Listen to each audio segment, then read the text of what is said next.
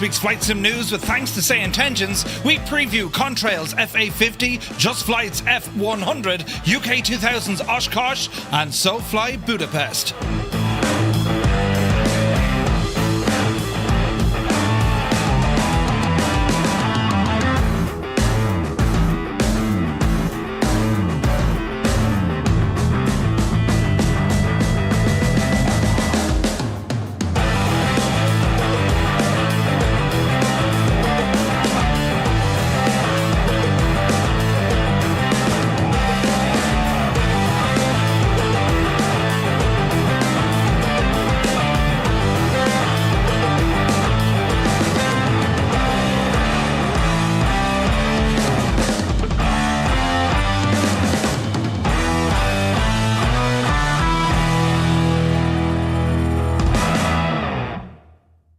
And it's hot as balls.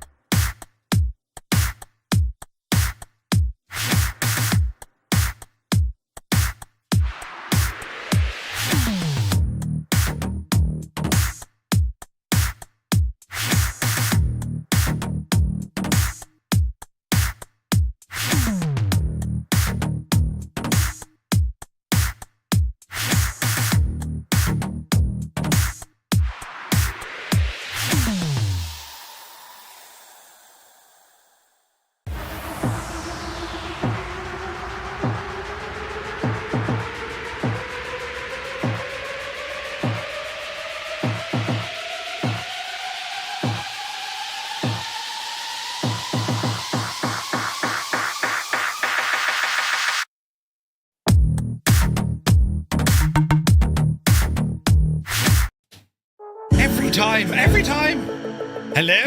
Hello, everybody. Happy Wednesday. Welcome to the middle of the week, the halftime show, the midweek shuffle. Welcome to Hab. Right, it's roasting, but I hope you're keeping well. We got a busy one tonight, and the wallet, they're not safe. Hide it. Give it to someone and put it in a safe place, because we're checking out two phenomenal aircraft and we have two very good sceneries to accompany them. So it's going to be relatively busy. We have, of course, the upcoming Contrail FA50 based on Dassault's Falcon 50. And, of course, we have the Fokker 100, which is going to be coming either as you can buy the F70 or the F100. Or you'll be able to buy them as a bundle, don't you know? But, yes... Live from Tipperary, currently 26 degrees outside, 31 degrees in the man cave. 31 though, right? And the aircon is just like, it's trying to do a thing. Hello, Mrs. Right. But anyway, hope you're all keeping well. Flat out today, lads. I'll be Janie then, I was flat out. In this hot weather as well. Got some gardening work done, got some things done, right? I showed you the rig there a while ago, and we've since, as I said, mothballed it. And I've a new desk. My desk arrived this morning, put it together, got my man card stamped. Don't tell anyone now that I put it together the wrong way around, and instead of going up, the riser went down. But that's not important. It was a left or right configuration. But yeah, that's all kind of set up now as well. So I've been very busy, plus checking out aircraft and just keeping an eye on what's happening in our beloved world of flight simulation. And there's lots to go. There's lots to happen. There's lots going on, and there's a lot more coming soon as well. So it's going to be busy. But how are you getting on? You enjoying that weather? Yeah, right. It's nice, isn't it? Bloody hell. 30 degrees they're giving it tomorrow. That's our peak, right? 30. And, in other places around Ireland, it'll get even warmer.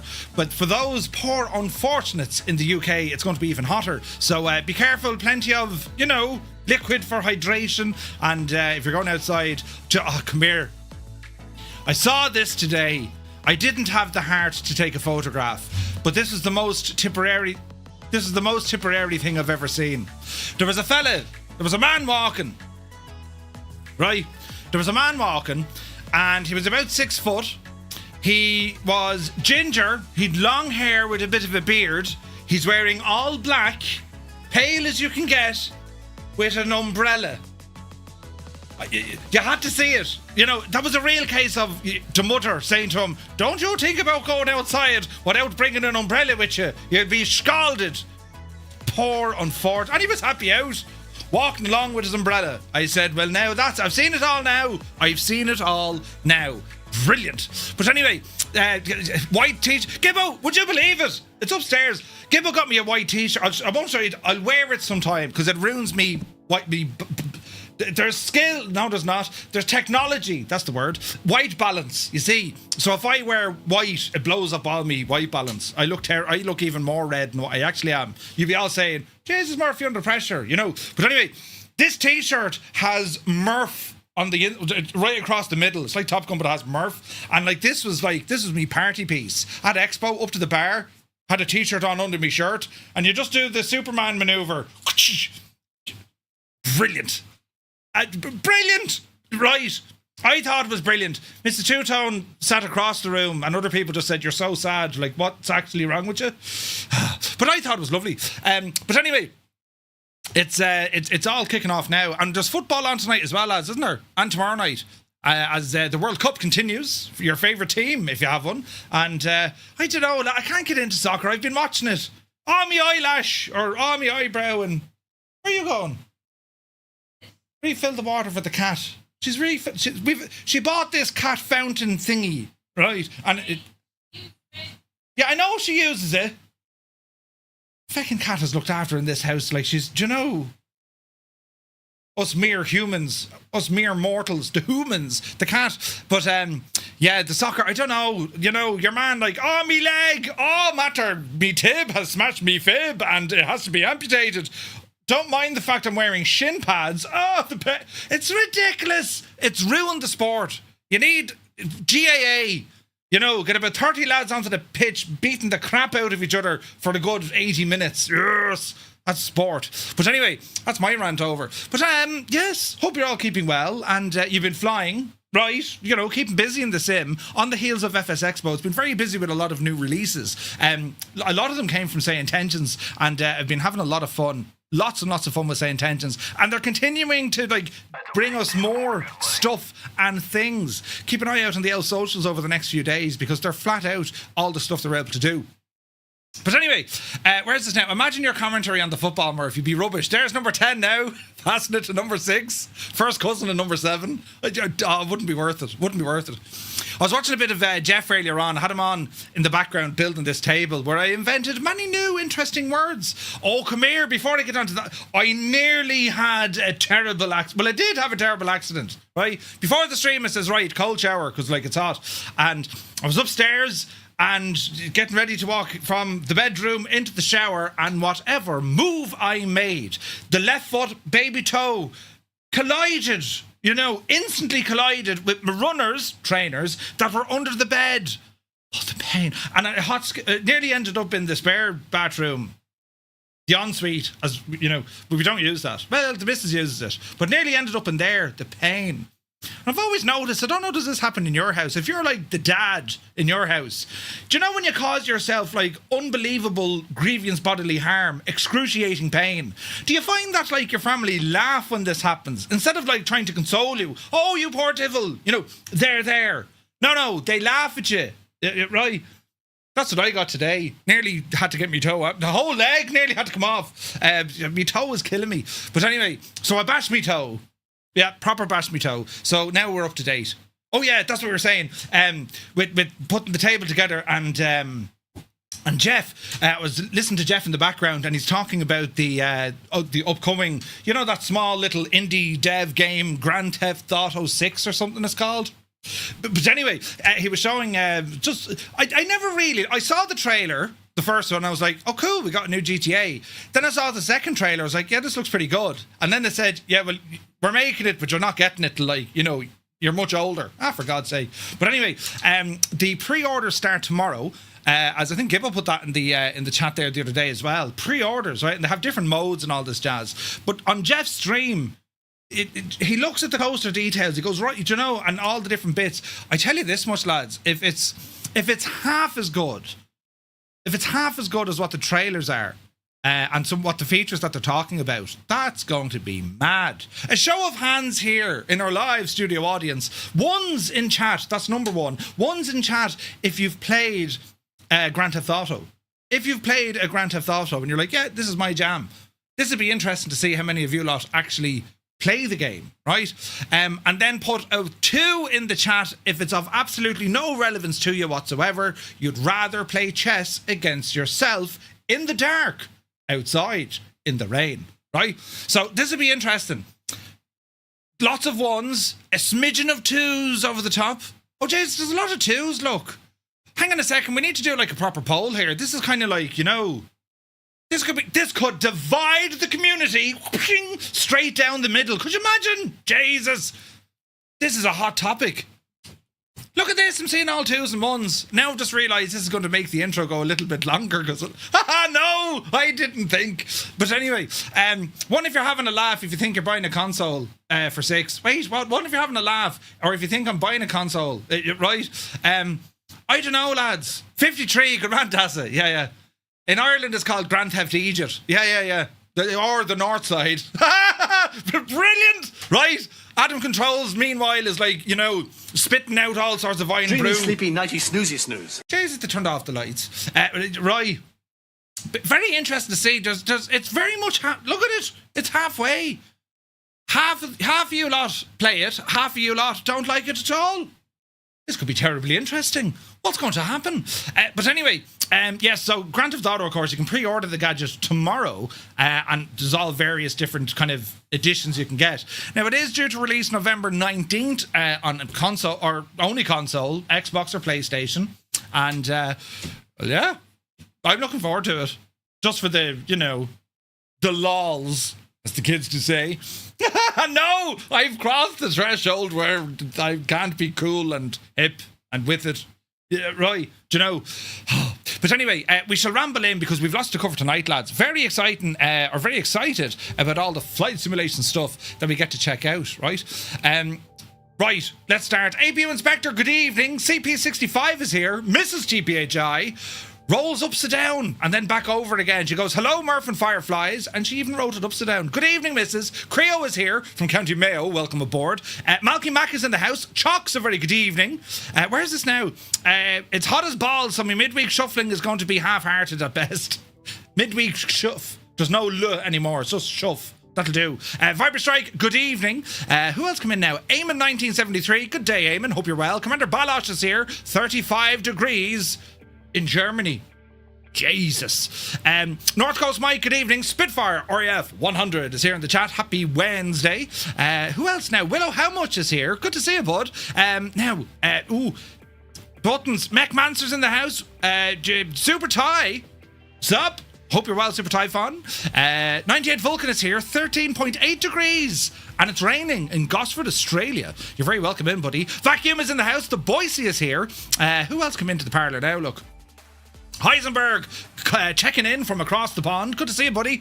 Norse Viking says, getting ready for some news. You best believe it. Helric is here. Good evening. I say Helric. It's Elric. Is it Elric or Helric? I thought I got it right. You said I got it right the other day, and I can't remember which one. Right. Toto2495, happy hump day, and a very warm welcome to you and to Mrs. Toto. Hope you're well. Tarnish Mossman, good evening. Mugan is here. Gibbo Ireland is in the chat. Good to see you. He's live from his pool in the paddling pool. Yes. He's sub-aqua. Yeah, underwater. That's what's happening right now. That's all you can hear. But good. That was very good.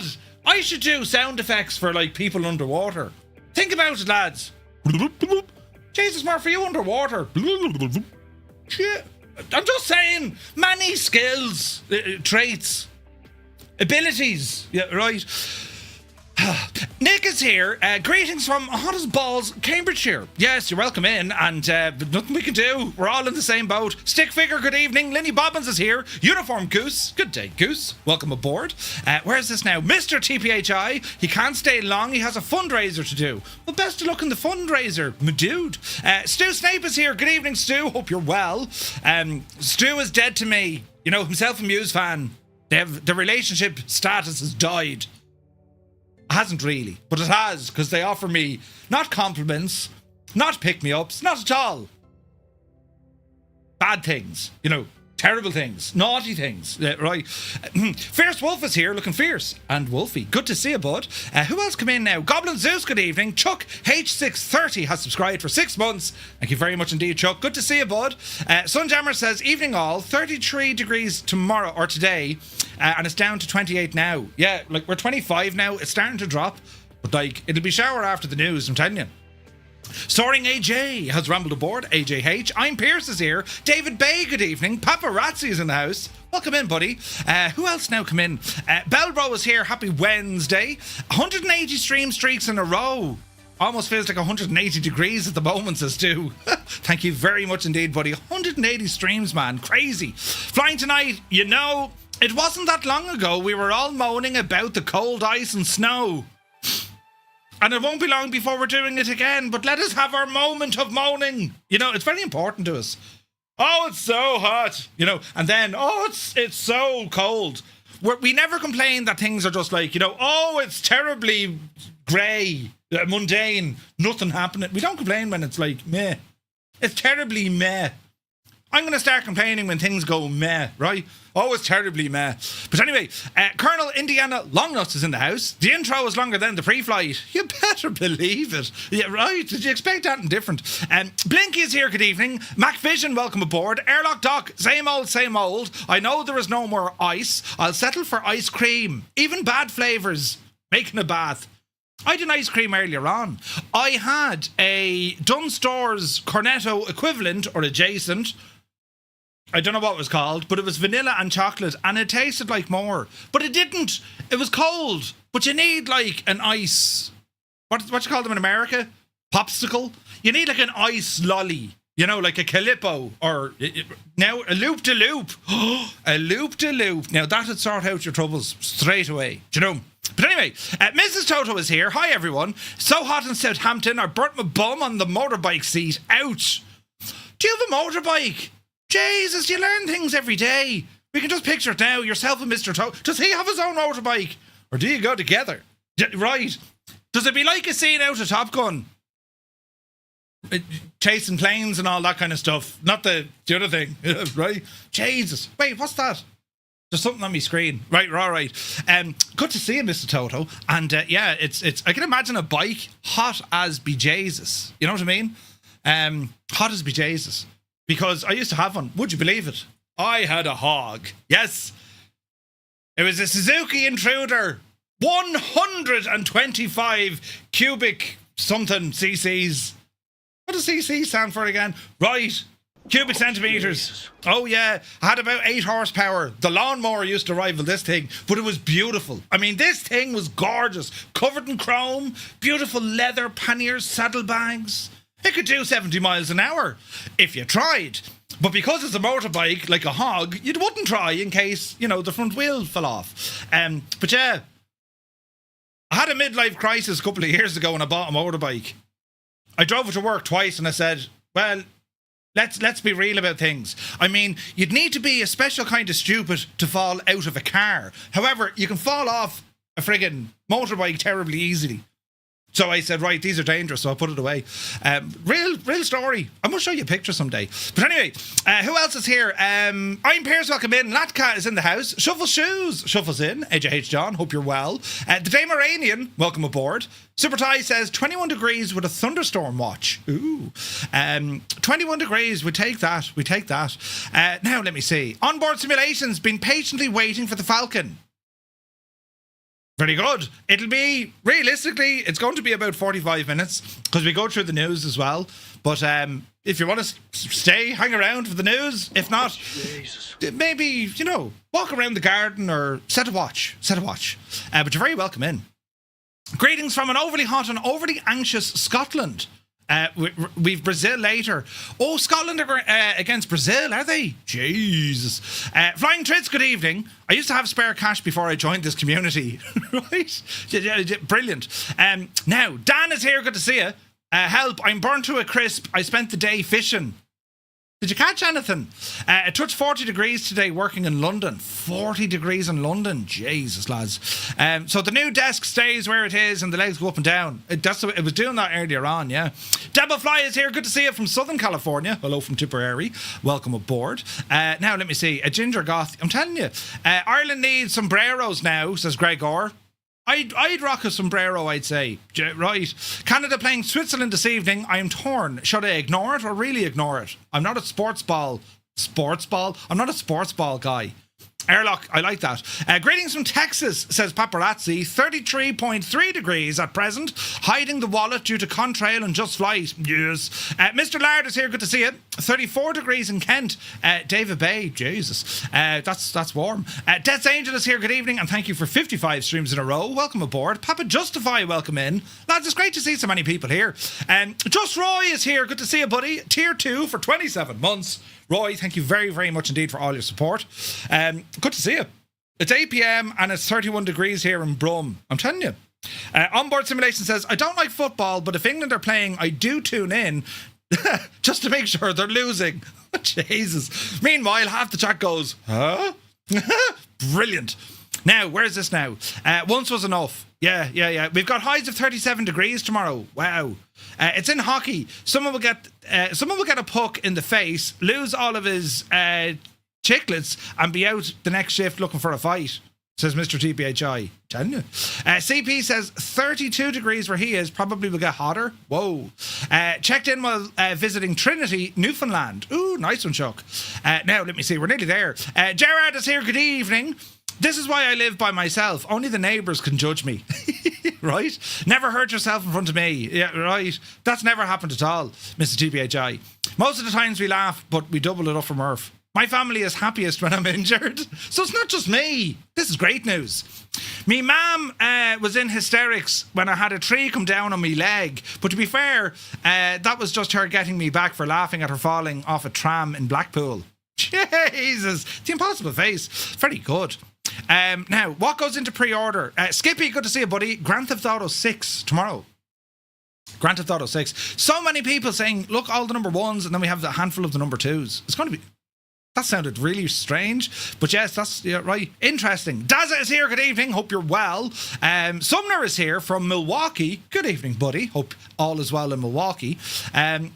It's way too hot. Streaking. Two dogs. Greetings from Wisconsin. Hello from Tipperary. Hope you're well, buddy. 15 degrees in Beer City. Nice. That 15 is grand. Willow How Much says, me wallet is going to cry over the next few days. Yeah. Pretty much. One Fly Air is here. Good evening. Hope you're well, buddy. Frequency is in the house. Ian Fisher, good to see you. 38 degrees near Marseille, France this afternoon, but a lot of the region in France got above 40 degrees. Yeah, very, very hot in France. Europe is getting lashed out of it as well, you know. So they're in the same line as me. Old veteran 965. Scott, a very good evening. Dazza says, I make that noise when I fart in the bath. Does that mean I have a talent? Good man, Dazza. Way to bring the whole thing into question. Right. Firewolf Captain's good to see you. I much prefer cold over hot. Yeah, right. The coming Saturday, we're getting a heat record, 41 degrees. I'm moving to Lapland. Totally not my weather, says Roy. Whoa. It's supposed to be 105 Fahrenheit in Frankfurt today. Yeah. The Germans are getting lashed out of it. Well, the temp is one thing, but coupled up with fierce humidity, says Belbro. Yes. Never heard Murph complain at all, says Retriever Neil. Yeah, me neither. I've never heard myself complain about anything. Ever. Yeah, I'm a positive kind of guy. Get your ice creams in Aldi. They're great. Aldi ice creams, though. Zith, are they nice? I could fair go... I could fair go a fab the now. The impossible face, your keyboard isn't working. I can't understand you. I could fair go a fab the now. We do nothing better in the UK than talking about the weather. Always got something to say about it. It's either too warm or too cold. Indeed. Now, you sound a little loopy. I'm always loopy. Steiny's here. Good to see you, Steiny. Zybok Doc calling from Denmark. Hello from Tipperary. Good to see you. I go for a loop-de-loop after a few drinks. Jesus. Airlock Doc is checking in from that mad place. Oh, look, I got it right. You know, Leanne Farr, that place in Wales, right? Brilliant. You tried to break the bot and failed. Do you have stabilizers on it? Right? AI, could you picture Merv on an underpowered trike sucking on a Calippo with a spider? No, Steiny, stay away from that.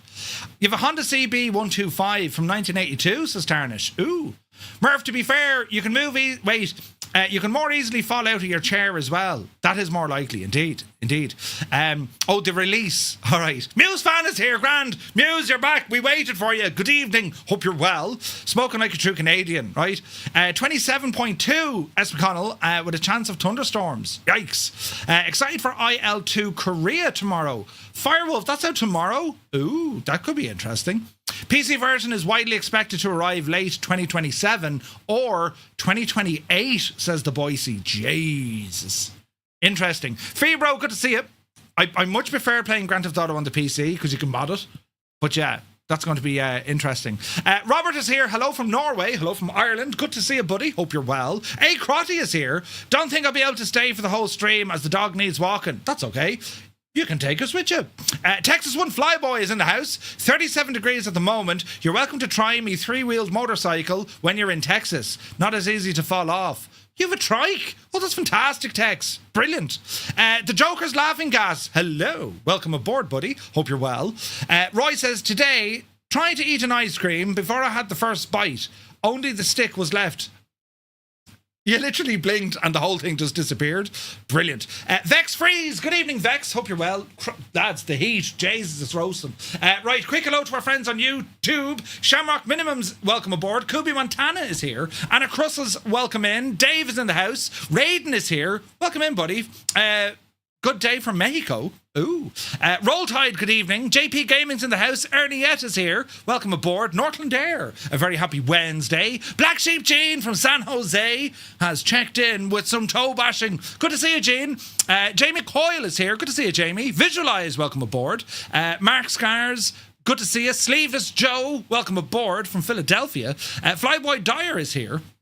And Jean says, I woke up this morning and said it's Wednesday. I heard a noise and when I put me pants on, I realised me wallet was gone. The wife says, it will return tomorrow.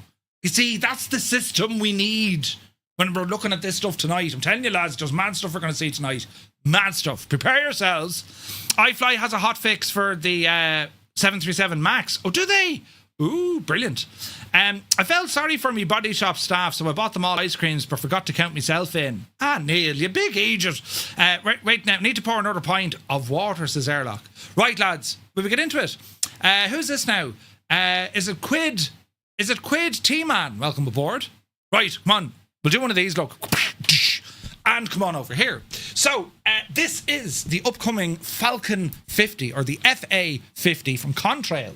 And we won't get too excited just yet because I need to cover the news. But if you're looking forward to getting an idea what this airplane is all about, well, we will be checking this out this evening, right? We have been absolutely just spoiled with the number of new business jets in the sim. FS Reborn releasing the Phenom, the FSR 300E, an absolutely gorgeous aircraft, and with a never before seen feature set built by Jeppesen when it comes to putting in our own FBOs. And that aircraft has had 11 updates with way more patches due to release over the coming days and weeks. Then we saw the excellent Skyward Sim Sovereign, the Sovereign Plus. Beautiful airplane as well. I've been flying that the last couple of Thursdays. I think we're flying it tomorrow. And just great, beautiful airplane to fly. This aircraft is due to release tomorrow. And it's based on Dassault's Falcon 50. It's a three engines, tri-jet, business jet. And Dassault over the last number of years, I mean, they've been really pushing capabilities when it comes to the business jets. The Irish Airco, for example, have a Dassault 6X, right? And the 5X, of course, is beautiful as well. These are gorgeous looking aircraft. So tonight's mission, once we clear down through the news, we're going to have a look at this. We're going to listen to the sounds, look at the features, and just to give you guys an idea. The only mission I have is to try and provide you guys with information. If you're thinking about buying an add-on, because let's face it, add-ons, regardless of the price, well, money's hard to come by, right? And there's nothing worse if you buy something and it just doesn't give you that wow factor and it stays in your virtual hangar, gathering virtual dust. It can happen, right? We all have aircraft sitting that we haven't used in ages. But again, the plan is, if I can show the aircraft or the add-on, be it scenery or otherwise, show it off in such a way that answers any of the questions you might have. Hey, can it do this? Can it do that? That's the objective, right? So, yeah, very much looking forward to getting this machine up and running. 5X was a prototype. Okay. Yeah, like the 6X. Did you ever see it? Do a quick Google there of the Falcon 6X. Absolutely gorgeous, right? Beautiful. But yeah, we're going to be checking out this machine here now in a moment. Murph, will you have an interview with the developers like you did with Raoul? Possibly, maybe, I don't know. Raoul is very, very good to me. He's able to give me the time of day. Developers are busy. These guys are busy. This is Contrail's first aircraft, and we have to remember this. This is their first aircraft release. Brand new development team, brand new developer, and it's quite exciting to say, well, look, there's a new developer in town. This is their first aircraft, the inaugural aircraft for Contrail. That in itself is very exciting, because it just gives us more options. You know, more options. If you're another developer, you're like, oh, crud, here's another bit of competition. But I think with the business jets we've seen released so far, be it the Phenom, the Sovereign, and very soon to be this, they're all kind of offering something a little bit different between them. It's, you know, a business jet isn't just a business jet. And you get that because, I mean, we have the Falcon, or not the Falcon, we have the Citation X from Flight Effects, right? And also the P150, granted she's a turboprop, but that's going to be getting a major update in the coming days as well, which is going to be pretty cool, right? So we will be having a look at this machine in a little bit more detail in just a moment, right? Max Verstappen had one of these, I think. Yeah. Maybe it's a 900.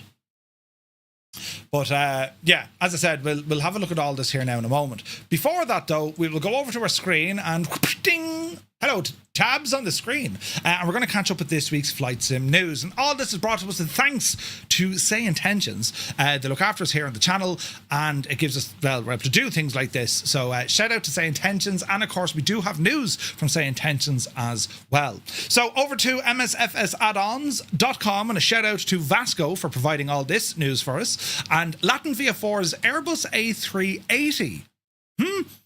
It's now available for Flight Sim 2020 and 2024. Now, of course, this release is ahead of the I&I Bill's A380, but after fly-by-wires. So, Latin VF4, well, huh? The new take on the A380-800 is now available, arriving while Builds, the developer, most people were waiting to see the Super Jumbo. No release window just yet. But the aircraft on the marketplace for 2020 and 2024, it's PC and Xbox. PC only if you're on 2020. The Xbox version for 2020 is still being worked on. It's priced at $39.49 US, which is the very top of what Latin VF4 charge for, right? The feature list published by the developers is a bit of a surprise. Latin VF4's aircraft generally arrived as accessible sim-native renditions rather than study-level simulations. So the A380 seems to be a step up from something like their A340, at least on paper.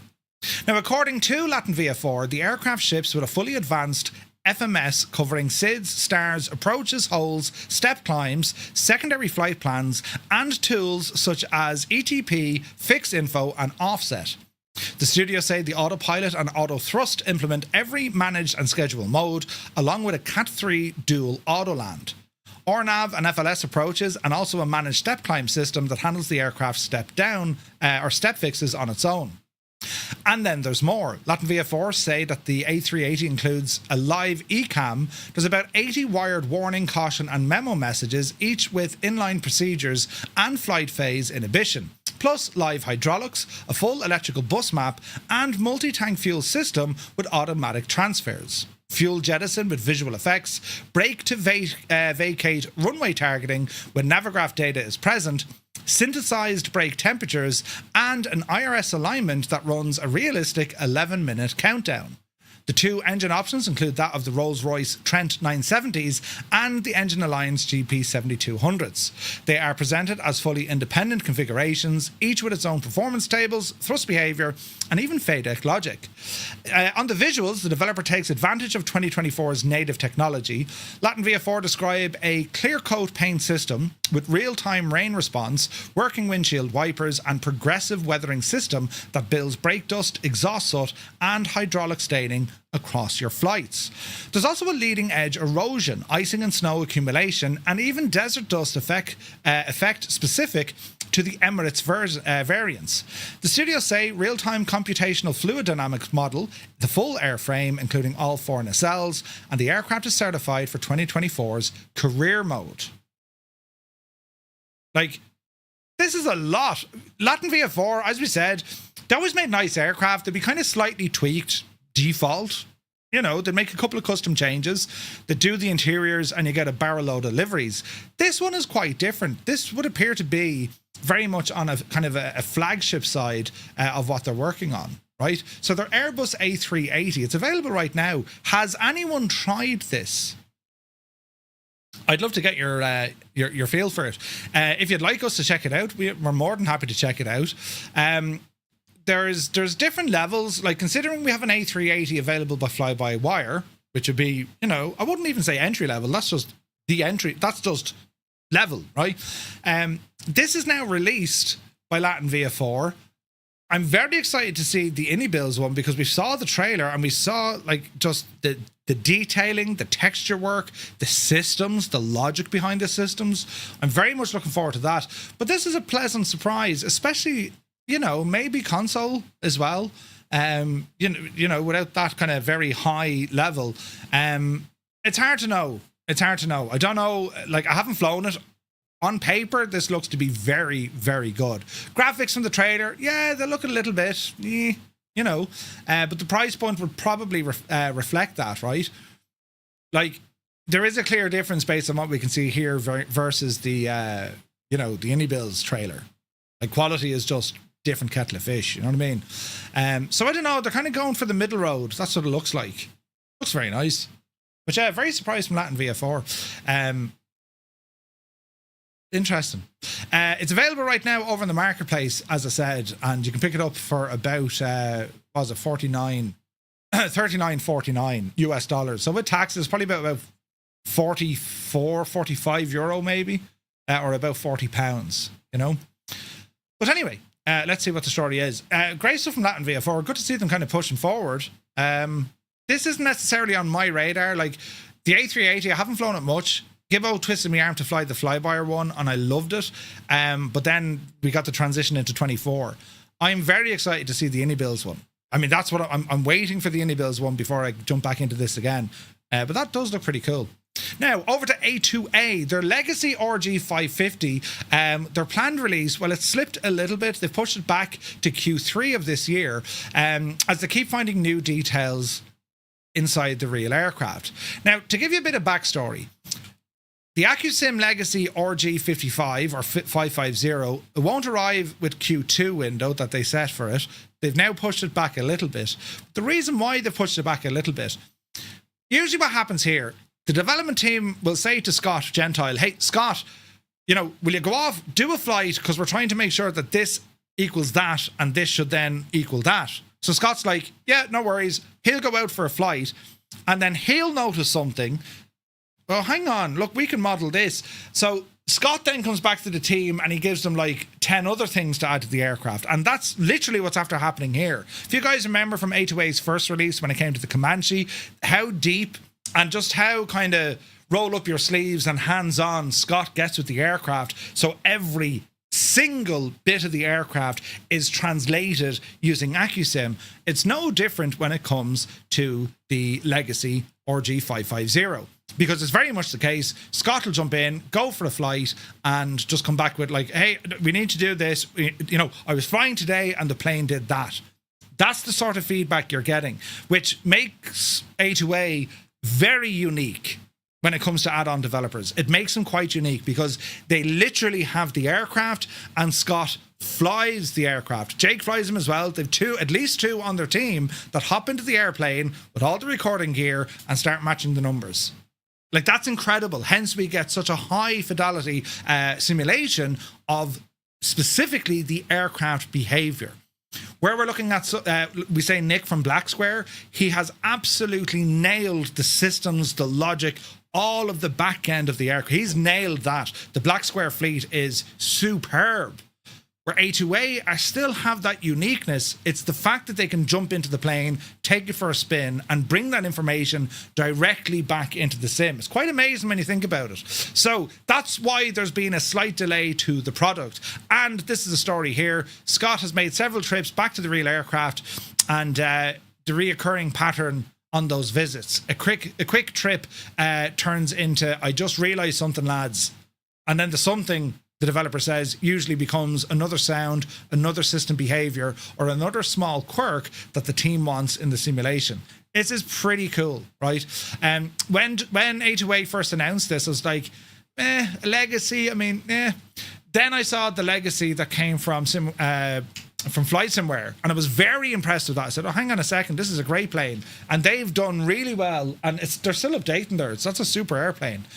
A2A, as I say, they just have that level of uniqueness that if you're looking for kind of the pinnacle of what the plane is doing, what it actually does, more so than just the systems or audio, keep an eye on this. Also, A2A announced the roadmap, so we know there's other aircraft coming into the fleet, including that of a 172, a 182 as well. We'll see those next year, but yeah. Very much looking forward to what A2A are going to deliver with this. And the fact that we kind of have this insight now, you know, check out A2A's YouTube channel. Scott has a load of videos of him just, you know, arsing around at the airport and jumping in the plane and doing it. It's mad, right? Pretty cool. Now, moving on, Contrail's Falcon 50. It's due to release tomorrow. We have it here this evening. We're going to showcase it. But just to remind everybody, it's going to be released tomorrow on Contrail for both 2020 and 2024. There is a trailer there we can have a quick look at as well. It's a big release. As I mentioned, it is Contrail's first aircraft, which is pretty awesome to see. And it's exciting. It's also a tri-jet business jet, which is pretty cool as well. Now, there's a fair bit of systems depth in this aircraft as well, such as they have been deliberate on the way they chose to depict the cockpit.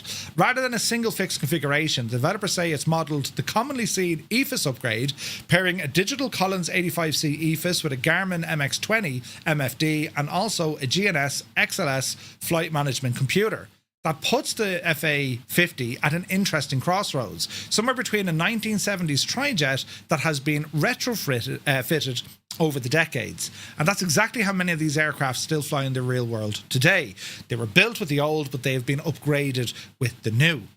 They also say deliberately avoided a showroom finish. The team describes the cockpit as having a used, lived-in look, which is meant to match the story of an aircraft that has been flying and upgraded for years. And that's what they're aiming for. It's a design choice that won't suit everyone. Maybe they want the brand new shampoo aircraft, but it does fit the character of this aircraft.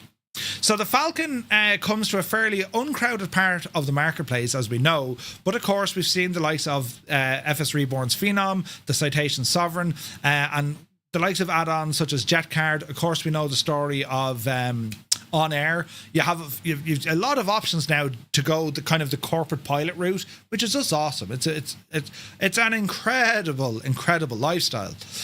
What we get in the package. The feature set has grown across the development cycle. Most of it was confirmed in earlier updates. On the system side, Contrail say the aircraft includes a custom autopilot, a true weather radar with support for Sim Update 5's tilt feature, a data link weather displayed on the MX20 and XLS. Ground operations get plenty of attention too. You have a self-service fueling panel, a torque link connect and disconnect function, native GSX compatibility, animated passengers and logo lights. 2024 users also get the enhanced EFB with Navigraph's integration. As for the real thing, the Falcon 50, well, it's a long-range tri-jet certified up to flight level 490 and capable of high subsonic cruise. And beyond its business jet role, it has served with several armed forces, including the French Navy and also the Portuguese. Air Force, right? Release date set for tomorrow through the Contrail shop.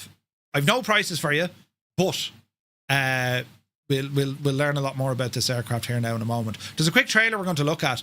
Norton there says, Teog's work in progress. Dauphin manual is now live on the website. I put a picture up on Discord earlier on as we jump to a different story. But where is this now? I put a picture up earlier on because they confirmed the deliveries coming on that Dauphin. Did you see it? Like, absolutely holy mother of J, right? Absolutely gorgeous. Where is this now? Photos and media. Check this thing out. Look at the state of this. A Dauphin is on the way, lads. 'Tis on the way. So very, very, very excited about that aircraft release. Don't know when, don't know how much, don't know all that, but yeah, you know, let's see what happens. Monty is here. Good to see you, buddy. Hope you're well. Right, moving on. Let's have a look at this trailer here. We'll probably go over to YouTube for this. I can't use their audio, lads. We get in trouble, so we'll just we'll do our own audio and see what you think here, right? So we'll do one of these, one of those. Oh, they've discotheque music and everything. Brilliant, look. And we'll do one of these. I'll press the button here now, look.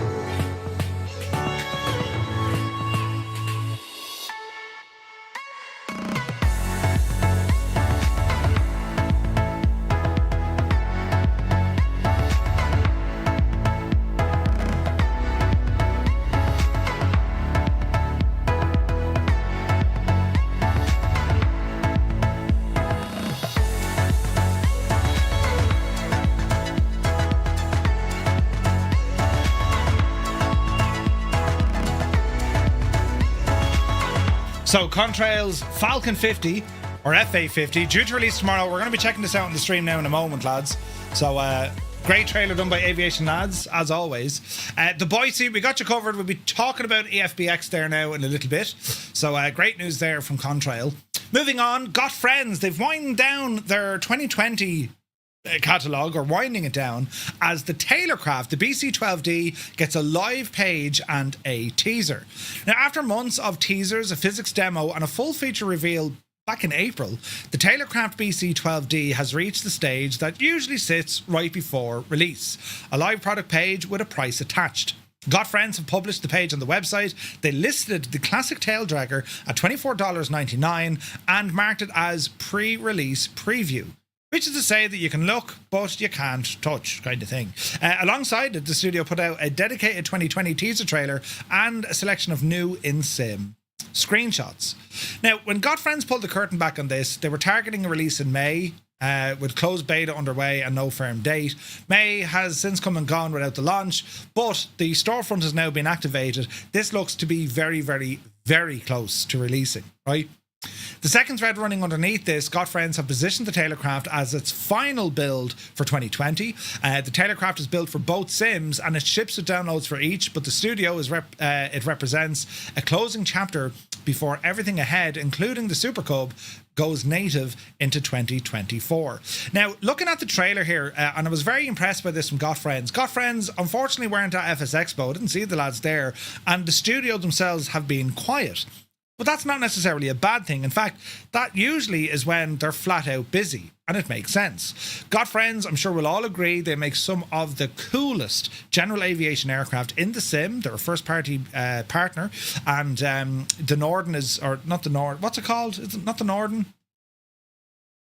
Do you know the mad tail dragger we did for our stall course? Like, I think it's an Norden. That's incredible, absolutely incredible, right? And we've seen them already give us a nice kind of mix of different aircraft. I'm very excited for this because the Wilga, of course, the Aeropract I enjoyed, but this is something kind of more closer to, out the bush, right? What's very impressive here is the physics. So yeah, you can see the friggin' cowling cover for the engine open up, the handles on the inside, they're all moving and reacting. And of course, it is a beautiful model. This aircraft looks absolutely stunning. It's exactly the sort of thing you'd find out the back country in the likes of Alaska or in Canada, especially in the amphibian version or the sea boat, the boat plane version. It's a very pretty looking airplane, that kind of classic look. And with the physics, I mean, you forget to close the door, it'll, as you can see, it'll pop up and scare the crap out of you. So very excited to see this aircraft release. And as I say, Gotfriends make gorgeous, gorgeous airplanes. So we don't have the release date just yet, but the product page is now live, and I'm very much looking forward to this Tailorcraft from Gotfriends. They make beautiful aircraft. The team, the Gotfriends team, they're some of the nicest people you can meet. Jonks and the lads, they're just sound, right? They're just, Mike Rode is there as well. They're really, really nice people. They're all for having a good time. They're just sound lads. Very excited to see this aircraft release for them, and we'll have to be planning some flights with it as well. Now, a Red Bull Air Race champion beat Murphy at FS Expo, but he also helped shape DSD's take on the Extra 330 SC for Microsoft Flight Simulator.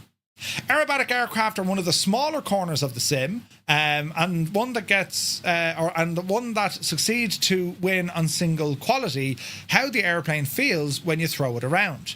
That's the bar that DSD Simulations have set itself all the way back in January when it announced its first paid product with a bold claim about its flight modelling. 18 months later, that project has a name, a date, and a piece of pedigree it didn't have before. The Vortex SC, the aircraft we first covered as the Extra 300 or the Extra 330 SC, releases on July 16th through Orbex. Now, DSD say it was developed in close collaboration with Melanie Astley, French-British aerobatic champion who became the first woman to compete in the Red Bull Air Race. And for a developer whose central pitch has always been flight model accuracy, having a competition pilot of that standing consult on the handling, well, that's very good validation indeed. When they first got in touch, the aircraft was the Extra 330 SC, the firm's debut as a payware developer after a run of well-received freeware, which of course, the Hawker Sea Fury, the Percival Gull, and somewhere across those 18 months, the Extra 330 became the Vortex SC.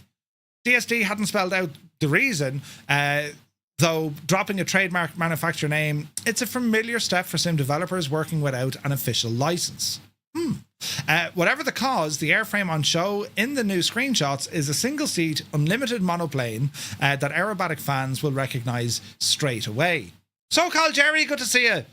50 seconds, Jerry. I'd say 11 seconds. You missed the intro by 11 seconds. Now, this is pretty cool, and the reason being is at FS Expo, we just saw a snapshot of what could be when it comes to the Red Bull Air Races as part of Microsoft Flight Simulator. It is fiercely competitive, but also a lot of fun. And the aircraft we get from Microsoft Nasobo, they're beautiful airplanes. But to see more coming in, especially now ones being validated by actual Red Bull race pilots, this is huge. This is massive. Do you know what I mean? So we'll see what the crack is.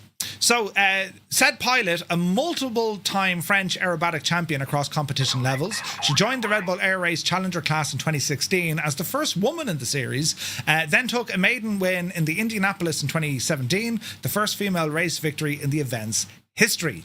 She flies an Extra 330 in real-world competition, so her involvement is a great fit. Think of like kind of Paddy Wagstaff back in the day. Low Tech, thank you very much indeed. Cheers, buddy. 37 months, man. So DSD say she helped refine the handling toward the rapid roll response and energy management expected from a world-class aerobatic platform. And as ever with flight model claims, the proof will only arrive once the community has put real hours on the stick. Pardon me, but the collaboration gives the project a credible starting point that few aerobatic add-ons can actually do. So, Carl Jerry, 14 months, Jerry, you absolute mad lad. Tier 2 as well. Look, Jesus. Thank you very much, buddy. Steve Stavros is here. Welcome in, buddy. Trying to boil us alive. The weather, right? Shocking. So, what do we get? On paper, the Vortex puts a lot of weight on configurability. Pilots can switch between analog and digital avionics suites, choose either a 3 or 4 blade propeller, and add or remove action cameras, wheel spats, aerials, and even an optional glass floor for those overhead airshow shots. The engine cowlings come off to reveal a fully modelled power plant underneath, and DSD say the visual options and effects will work in multiplayer. So formation flights and virtual displays should look correct for everyone in the session. The package ships with 28 liveries drawn from real aerobatic and display teams. We got loads of detailing in this. This is pretty cool looking. Audio has been produced by none other than Echo 19, the studio DSD partnered with from the outset, and a name that turns up across a lot of the high-end Microsoft Flight Sim aircraft. It also includes aerobatic smoke system tuned for displays, which pairs naturally with those liveries when you are trailing smoke across the show line. An important detail about compatibility, the Vortex will launch for both 2020 and 2024, but the DSD's Dan Smith told us the two builds are currently close to identical, with only a sound patch separating the 2024 version at release. A native 2024 rebuild is planned to follow later, so if you're on 2024 and expecting a ground-up native package from day one, well, it's worth keeping in mind. As for the price, €22 or 25 US dollars, and it's going to be available over on Orbex on July 16th. Pretty cool. Sim guy, good to see it. Now, Just Flight, another aircraft we're checking out tonight. Just Flight's full Fokker overview is here, and it shows just how deep the F70 and the F100 go. Now, before I even get into this, I had the chance to catch up with Martin and Scott back at FS Weekend, and we were just talking in general about these aircraft and how long they've been working on these aircraft. Just Flight, of course, we know when it comes to these classic airliners, they brought us the BAE 146, the Avro RJ, the F28, right? So it's not new to them. However, these aircraft, I mean, these pretty much were replaced by the likes of Airbus A320s, and there's a lot of logic that's shared between them, but of course the older aircraft had more manual kind of functions. The work that Just Flight have put into this aircraft, if there was ever anyone thinking Just Flight are nice but they can't do like the top tier high fidelity, this is going to change that opinion, because this is top tier high fidelity simulation going on. From the LNAV and VNAV capabilities alone, custom coded from the ground up with multiple revisions during the entire development cycle, the visuals, the sounds, and all the systems depth with these aircraft is absolutely top-notch. Top-notch stuff. I'm very excited for you guys to see these. This aircraft, it's very much a systems aircraft, the F70 and the F100. So, if there's a true line in the overview, is that the Fokkers are an evolution of the F28 and a substantial leap in ambition over the F28. The developer walks through a study-level system stack, a split AC and DC electrical system fed by batteries, GPU, APU, jetway power, or the engine-driven generators, a largely automatic bleed air and pressurization setup with manual landing altitude input, a fuel system with wing and center tanks and automatic transfer logic, and dual hydraulic systems that, when lost, drop the primary controls into direct input with servo tabs stepping in to lighten the load. All of this has been modelled in the aircraft. What makes it even more interesting is many of the real-world quirks have survived into the sim. The overview points out that both types are certified for flap zero takeoff, and it's actually the preferred setting when runway length is not a constraint, which is something that catches you off guard after years of flying some of the other aircraft. Right? Now, there's a massive video here. It's the full product overview from Just Flight. They really go into detail about this. If you're looking for an airliner, a classic airliner that you absolutely want to sink your teeth in, you want to learn it and you want to be rewarded for that learning, this is something that needs to be on your radar. Just Flight have made incredible aircraft.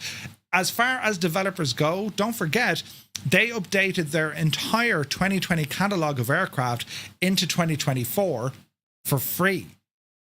they're an amazing studio, they're an amazing company, and you can see from the development side the evolution where they have been learning and tweaking and just getting better and better and better. And signs on, this aircraft has been available to content creators over the last couple of days, with Jamie flying it a lot. He loves it, and it's just class to see. If you're an Airbus A320 kind of, pilot, you like flying it, you won't feel a million miles away from this aircraft.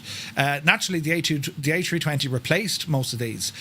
These are still operating to this day, is the F100s. They still fly. There's still some routes in the world that they're actually live on flight radar. So they're still in operation. Not too many of them, but they haven't been completely phased out yet.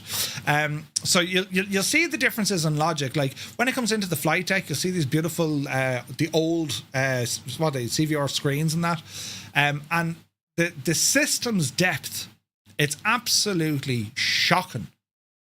Doesn't make it impossible to pick it up and go fly, but if you want to be able to master it and fully understand it, this will demand your absolute attention. As I said, it's going to be a rewarding aircraft to learn how to fly.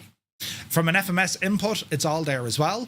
And we have some nice things with the EFB where we can upload Navigraph, SimBrief, all the jazz is there as well. Just Flight's EFB has always been very, very, what's the word I'm looking for? Very practical. It just works. Do you know what I mean? So that's all there as well. And apart from all of that, the visuals and the sounds of this aircraft are just stunning. They're just stunning. So we're going to have a look at this airplane here in a little while. Strictly speaking, there is no release date. There is no price. It hasn't been officially given to me, so I couldn't tell you what it is. I will say this. Soon, very soon, right? Very, very soon. You can have your own custom music in the player. Yeah.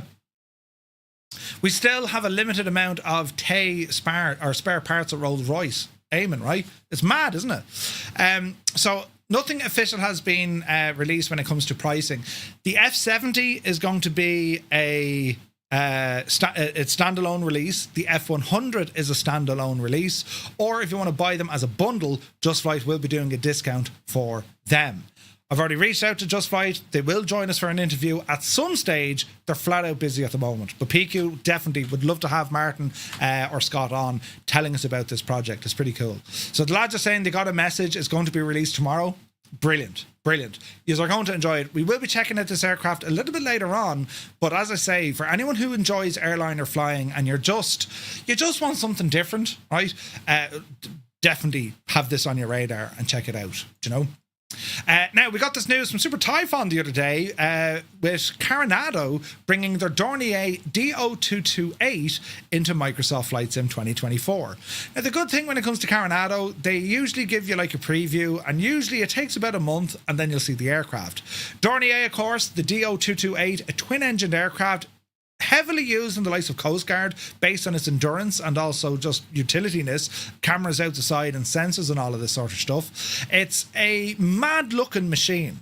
It's mad looking, right? The Dornier is just mad looking. It's a stalled twin turboprop with a boxy, unmistakable shape, the kind of utility machine that turns up at short mountain strips, Coast Guard patrols and on regional runs that larger turboprops just can't reach. Sprockets is here. Good to see you, bud. Up to now, there hasn't been a dedicated native payware Dornier 228 for Microsoft Flight Sim, and that looks to change because Coronado has confirmed it is working on one for Flight Sim 2024. Now, Coronado have done this aircraft on multiple sims. It had it in P3D and it had it on X-Plane. So it's not new to them. It's going to be interesting to see what Coronado can bring to this. We've seen a very good shift in capability and systems when it comes to Coronado over the last few releases. We're seeing things like physics playing when it comes to the instruments. We're seeing the main panel shake, rattle and roll. Flight modeling hasn't been too bad. Sounds haven't been too bad. Visually, Coronado are one of the best in the business. They just are. Their aircraft look gorgeous, but it never really kind of said, yeah, it's you know, it's high fidelity or it's study level and all this jazz. They always make very pretty aircraft. I'm very excited for this because this is one of their legacy fleet. So they've had this airplane in their portfolio for years, well over a decade. So it'll be interesting to see what features they add to it. I'm very excited for this because it is, in its mad looking way, a very beautiful aircraft, retractable landing gear, twin propeller, and as I say, it's a utility aircraft. You'd often see it. The Dutch Coast Guard, for example, is one of them, to name but one. There's many more, right? So yeah, this could be for in terms of variants. Let's see what we get. Is it just going to be? Well, we'll see here from some pictures. Look. I mean, look at that. Isn't that class looking? How anyone thinks this isn't a cool looking plane? Now, I wonder, military one as well, look. I wonder will we get a cargo variant of it? I imagine we will. I hope we will. But it does look gorgeous, isn't it? It looks gorgeous. I'd also like to see GTN 750 integration, which they probably will do, you know. Now, we mentioned this earlier, but Skyward Simulate, I can never pronounce Skyward simulations. They've updated their Citation Sovereign Plus. It's now up to 1.0.4, delivering a broad range of improvements across the aircraft. Right? On the avionics front, Skyward have introduced improved engine efficiency modelling tied to the bleed air, enhanced APU behaviour, additional aural alerts, and a variety of refinements to auto throttle, pressurisation, and CPDLC systems. Numerous bugs have also been addressed, including issues affecting brake logic, speed protection, standby instruments, external lighting compatibility, and Hoppy integration, while several behind-the-scene changes improved the robustness and data handling. On the visual side, new lighting details, improved interior interaction points, VR collision meshes, and refinements to areas such as the lavatory, the galley, and the engine effects have all been introduced. Exterior lighting has also been tweaked, and the landing gear geometry adjusted, and several visual quirks corrected. So there is an update for the Sovereign Plus, and you can pick that up. I got mine on Orbex. I think they're only on Orbex. No, Marketplace and Orbex. I got mine on Orbex, so I'm expecting to see an update in there. Great to see this from the Sovereign. As I said, we've flown this last Thursday. We'll probably do it again tomorrow. We're just spoiled for these business jets. We've excellent business jets all of a sudden, and it's great to see. Tons of fixes here, though, so great work from them.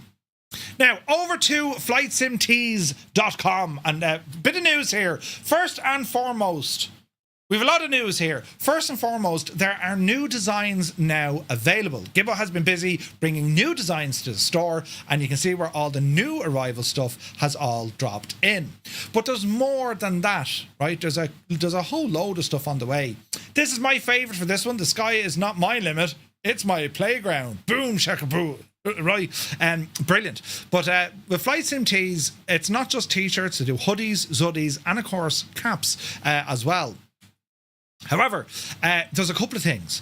You'll notice on the home page, there's a new little area, the summer sale, 25% off. What? 25% off. So this is stock that Gibbo has, and he's said, right, I'm going to put a sale out. And some of these are beautiful designs as well. So do be sure to check it out. These are sale items. It's the first time he's ever done a sale, and it's a 25% off sale, right? But not only that, there's huge news here. Right, I'm going to go into it. Where is it now? It's up here somewhere. Get to know us. Where's the blog? Check this out. Course correction to our flight plan. So this is a post that Gibbo put out on the blog, but I want you to have a listen to this. Happy summer. Here in Ireland, summer still mostly means grey skies, random rain showers, and that one glorious sunny day when we all immediately start complaining that it's too hot. Right. Today, I wanted to share a bit of news about Flight Sim Tees. We don't usually talk much about behind the scenes side of running the business because we'd much rather focus on creating products and serving the amazing community. However, we also believe in being open and honest, especially when changes are happening. Unfortunately, like so many businesses and households right now, they're not immune to the cost of, or the rising costs when it comes to materials, to the logistics, and so on and so forth. A customer in the USA recently got in touch after placing an order. By the time everything was added up, the total cost of receiving a single t-shirt was nearly 3 times the price of what Flight Sim Tees actually sell it for. What? First, shipping from Ireland to the US costs around €22, or about $25, even using standard postal services.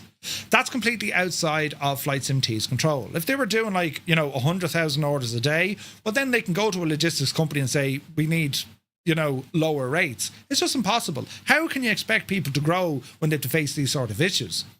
But shipping prices seem to keep heading in only one direction. As we all know, things are getting more expensive. Then we have tariffs. Not everyone, but some of them. Sometimes we have absolutely no control over, but they still, or something they have also no control over, but they still end up adding to the overall cost. In this particular case, the tariff was approximately another $25. So a t-shirt, $25, ended up costing $75 by the time it landed on the customer's doorstep. Now, Gibbo says, we're proud of products, our products are premium, but let's be honest, we're not selling Armani, right? The reality is that we simply are not comfortable asking customers to pay for those sort of prices. And it's not just affecting our friends in the United States. Many of the materials we use are sourced from the UK because it gives us access to fantastic suppliers, huge product ranges and competitive pricing. However, a new EU regulation coming into effect will add about €3 on each and every product being imported into the EU, including that of the UK. Later this year, a second similar charge is also going in. So it's all, Jesus. But you have to appreciate the honesty here. Gibbo saying, this is what I'm up against. And then he turns it into genius. Have a listen to this. What's the good news? Well, there's actually quite a bit. After many months of planning, testing, discussions, and careful consideration, we've decided to make some changes that we believe are better, genuinely, for our customers. Prices are frozen. Prices on all FlightSimT's apparel will remain exactly where they are. That's their commitment, and they'll review the situation again in 2027. Sweet. Shipping is going to be cheaper. For new product releases launched from July 1st, customers outside of Ireland will see lower overall delivery costs. Whether you're in the USA, the UK, or elsewhere in Europe, the total cost of your FlightSimT's gear should decrease. And shipping will be faster. We're pretty proud of how quickly we already get orders out the door, but they're taking it a step further. Upgrading the standard shipping options to express services in most cases will offer full tracking from dispatch right through to your doorstep, which was previously an extra charge. So what's changing? Well, one important thing has had to evolve. Since day one of the things that we've been most proud of is that FlightSimT's products have always been produced entirely in-house here in Dublin. Get a refund? There's no refunds. It's something that we've always considered a huge part of who we are, and truthfully, we found it hard to keep it that way. But sometimes doing what's best for your customers means being willing to adopt. Right, over the last several months, they've been working tirelessly to identify and select a trusted production partner in the USA, in the UK, and in Europe. They've spent countless hours reviewing the quality, testing products, aligning expectations, and making sure every item meets the standards that FlightSimT's have built. And remember, lads, that is the difference here when it comes to this apparel and merch. It's the quality of it. It's just better. It's better than anything you'll get in your standard merch stores and all this, right? Anyway, only after we're completely satisfied did we decide to move forward. From the 1st of July 2026, FlightSimT's products will continue to be produced and shipped from Dublin, while the latest releases may also be produced and shipped from a trusted partner in your region. And the reason why this is happening is to bring the costs down. This is great news, right? So the long and the short of it is, Gibbo's saying, right, this is costing a fortune. No one should be paying $75. He's not comfortable charging that amount. That's not fair. How do I fix this? He's built up his own kind of legacy, if you like, in terms of the quality and how good everything is. He literally, everything you wear from FlightSimT's has to go through Gibbo's hands. He's seen this problem. He's reached out to a number of different partners. They've agreed on standards and on quality, and he says, right, these lads will do it on my behalf in order to get the costs down. This is pretty cool. This is pretty cool. And of course, the same customer care exists now, and it will kind of later on. You know what I mean?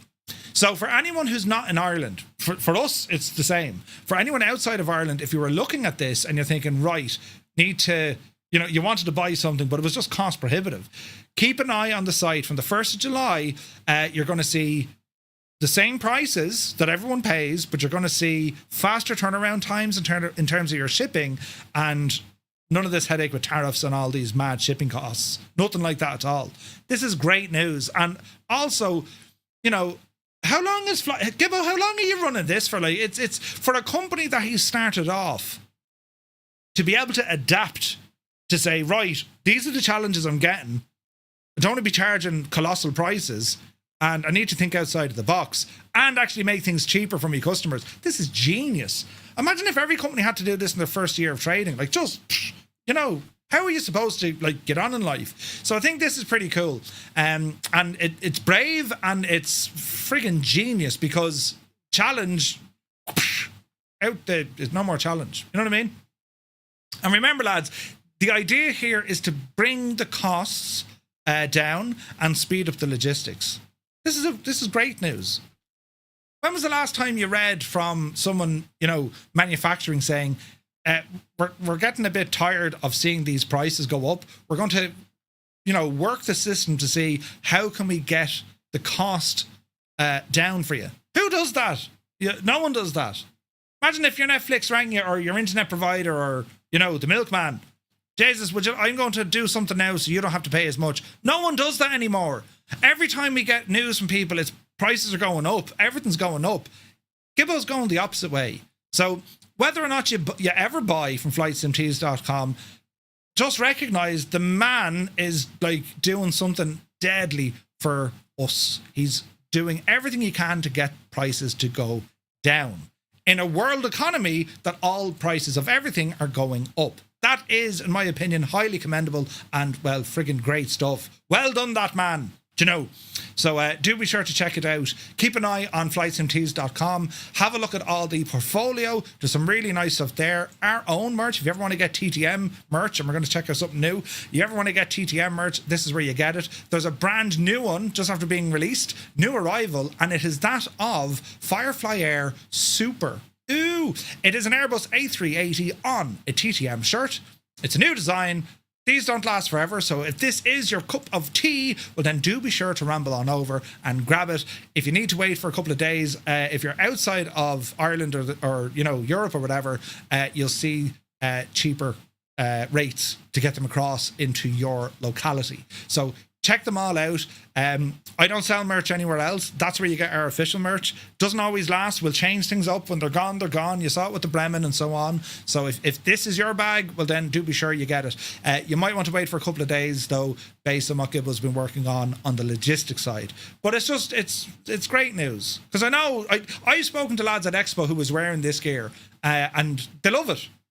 When you have a product that people enjoy and then you have the company saying, we're going to try and make things cheaper, despite what the world is trying to do to us. It's brilliant. Absolutely brilliant. So well done, Gibbo. That's good. Just good news. Just good news. So your internet provider did drop prices. Gigs went from 200 to 130. Jesus. No, well done, Gibbo. Gene, give us their number, will you? My prices keep going up. But we'll have to wait and see. But if by eliminating all those tariffs and extra shipping charges for those in the US especially, these are going to be much more cost effective for you.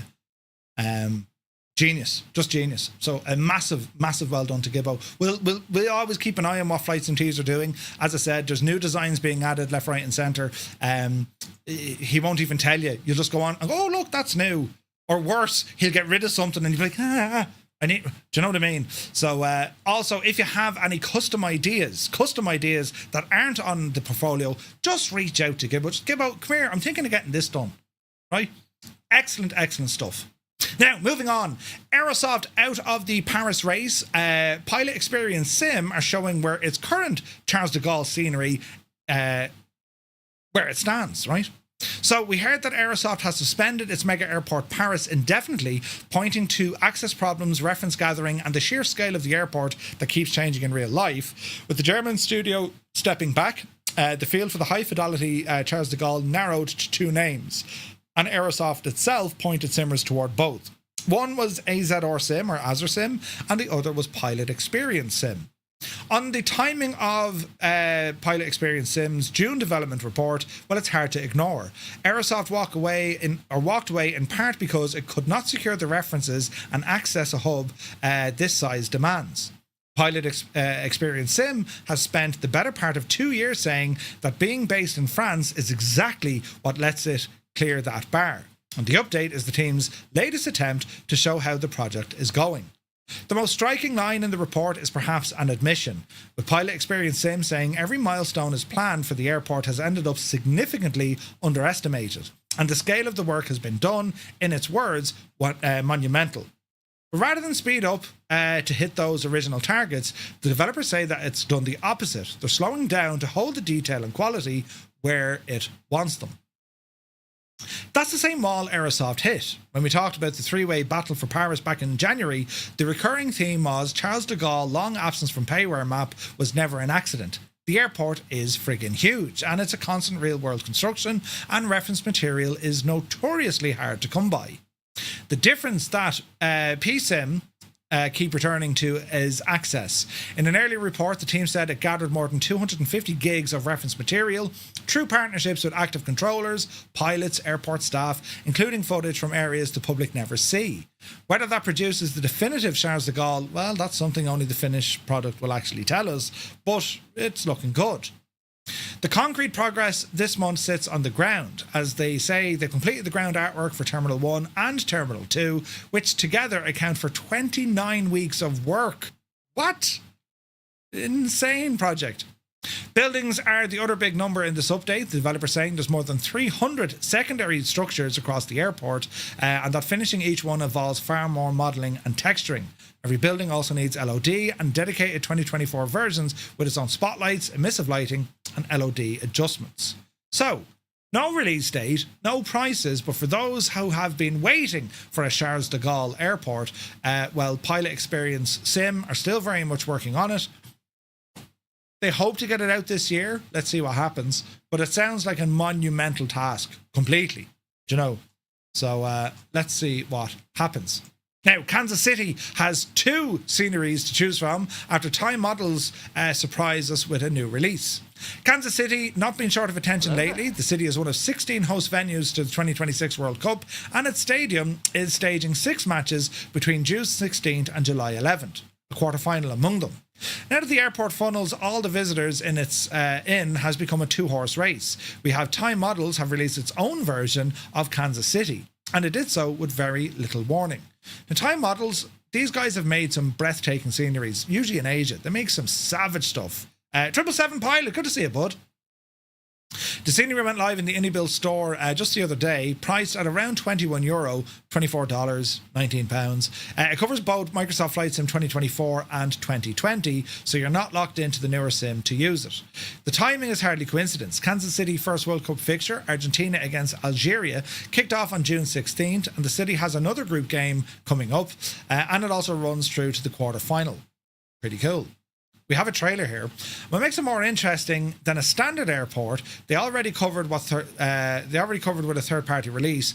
Tropical Sim brought out its own KMCI version 2 back in January, a rebuild that captured the airport's new single terminal, and it sells for around $20.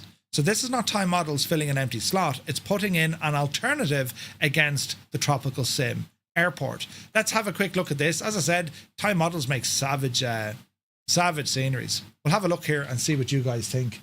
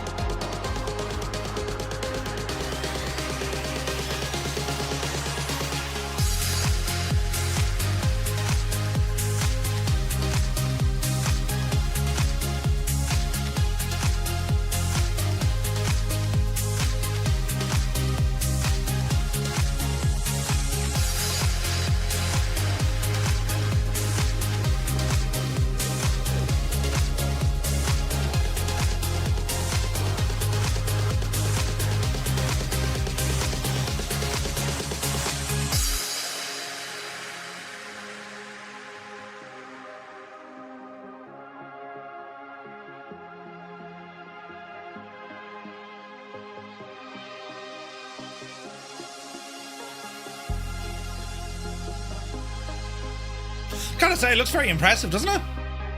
Very, very impressive indeed. Angels 15 is here, good to see it. Yeah, 777 Pilot UK, the bots to be mad. Try not to worry. Try not to worry. The bots are crazy. We've been training them for years, they still don't know. Hans Gruber Jr. is here for 48 months, man. Thank you very, very much indeed. Good to see you, Hans. How's she cutting, buddy? This is an airport I need to check out.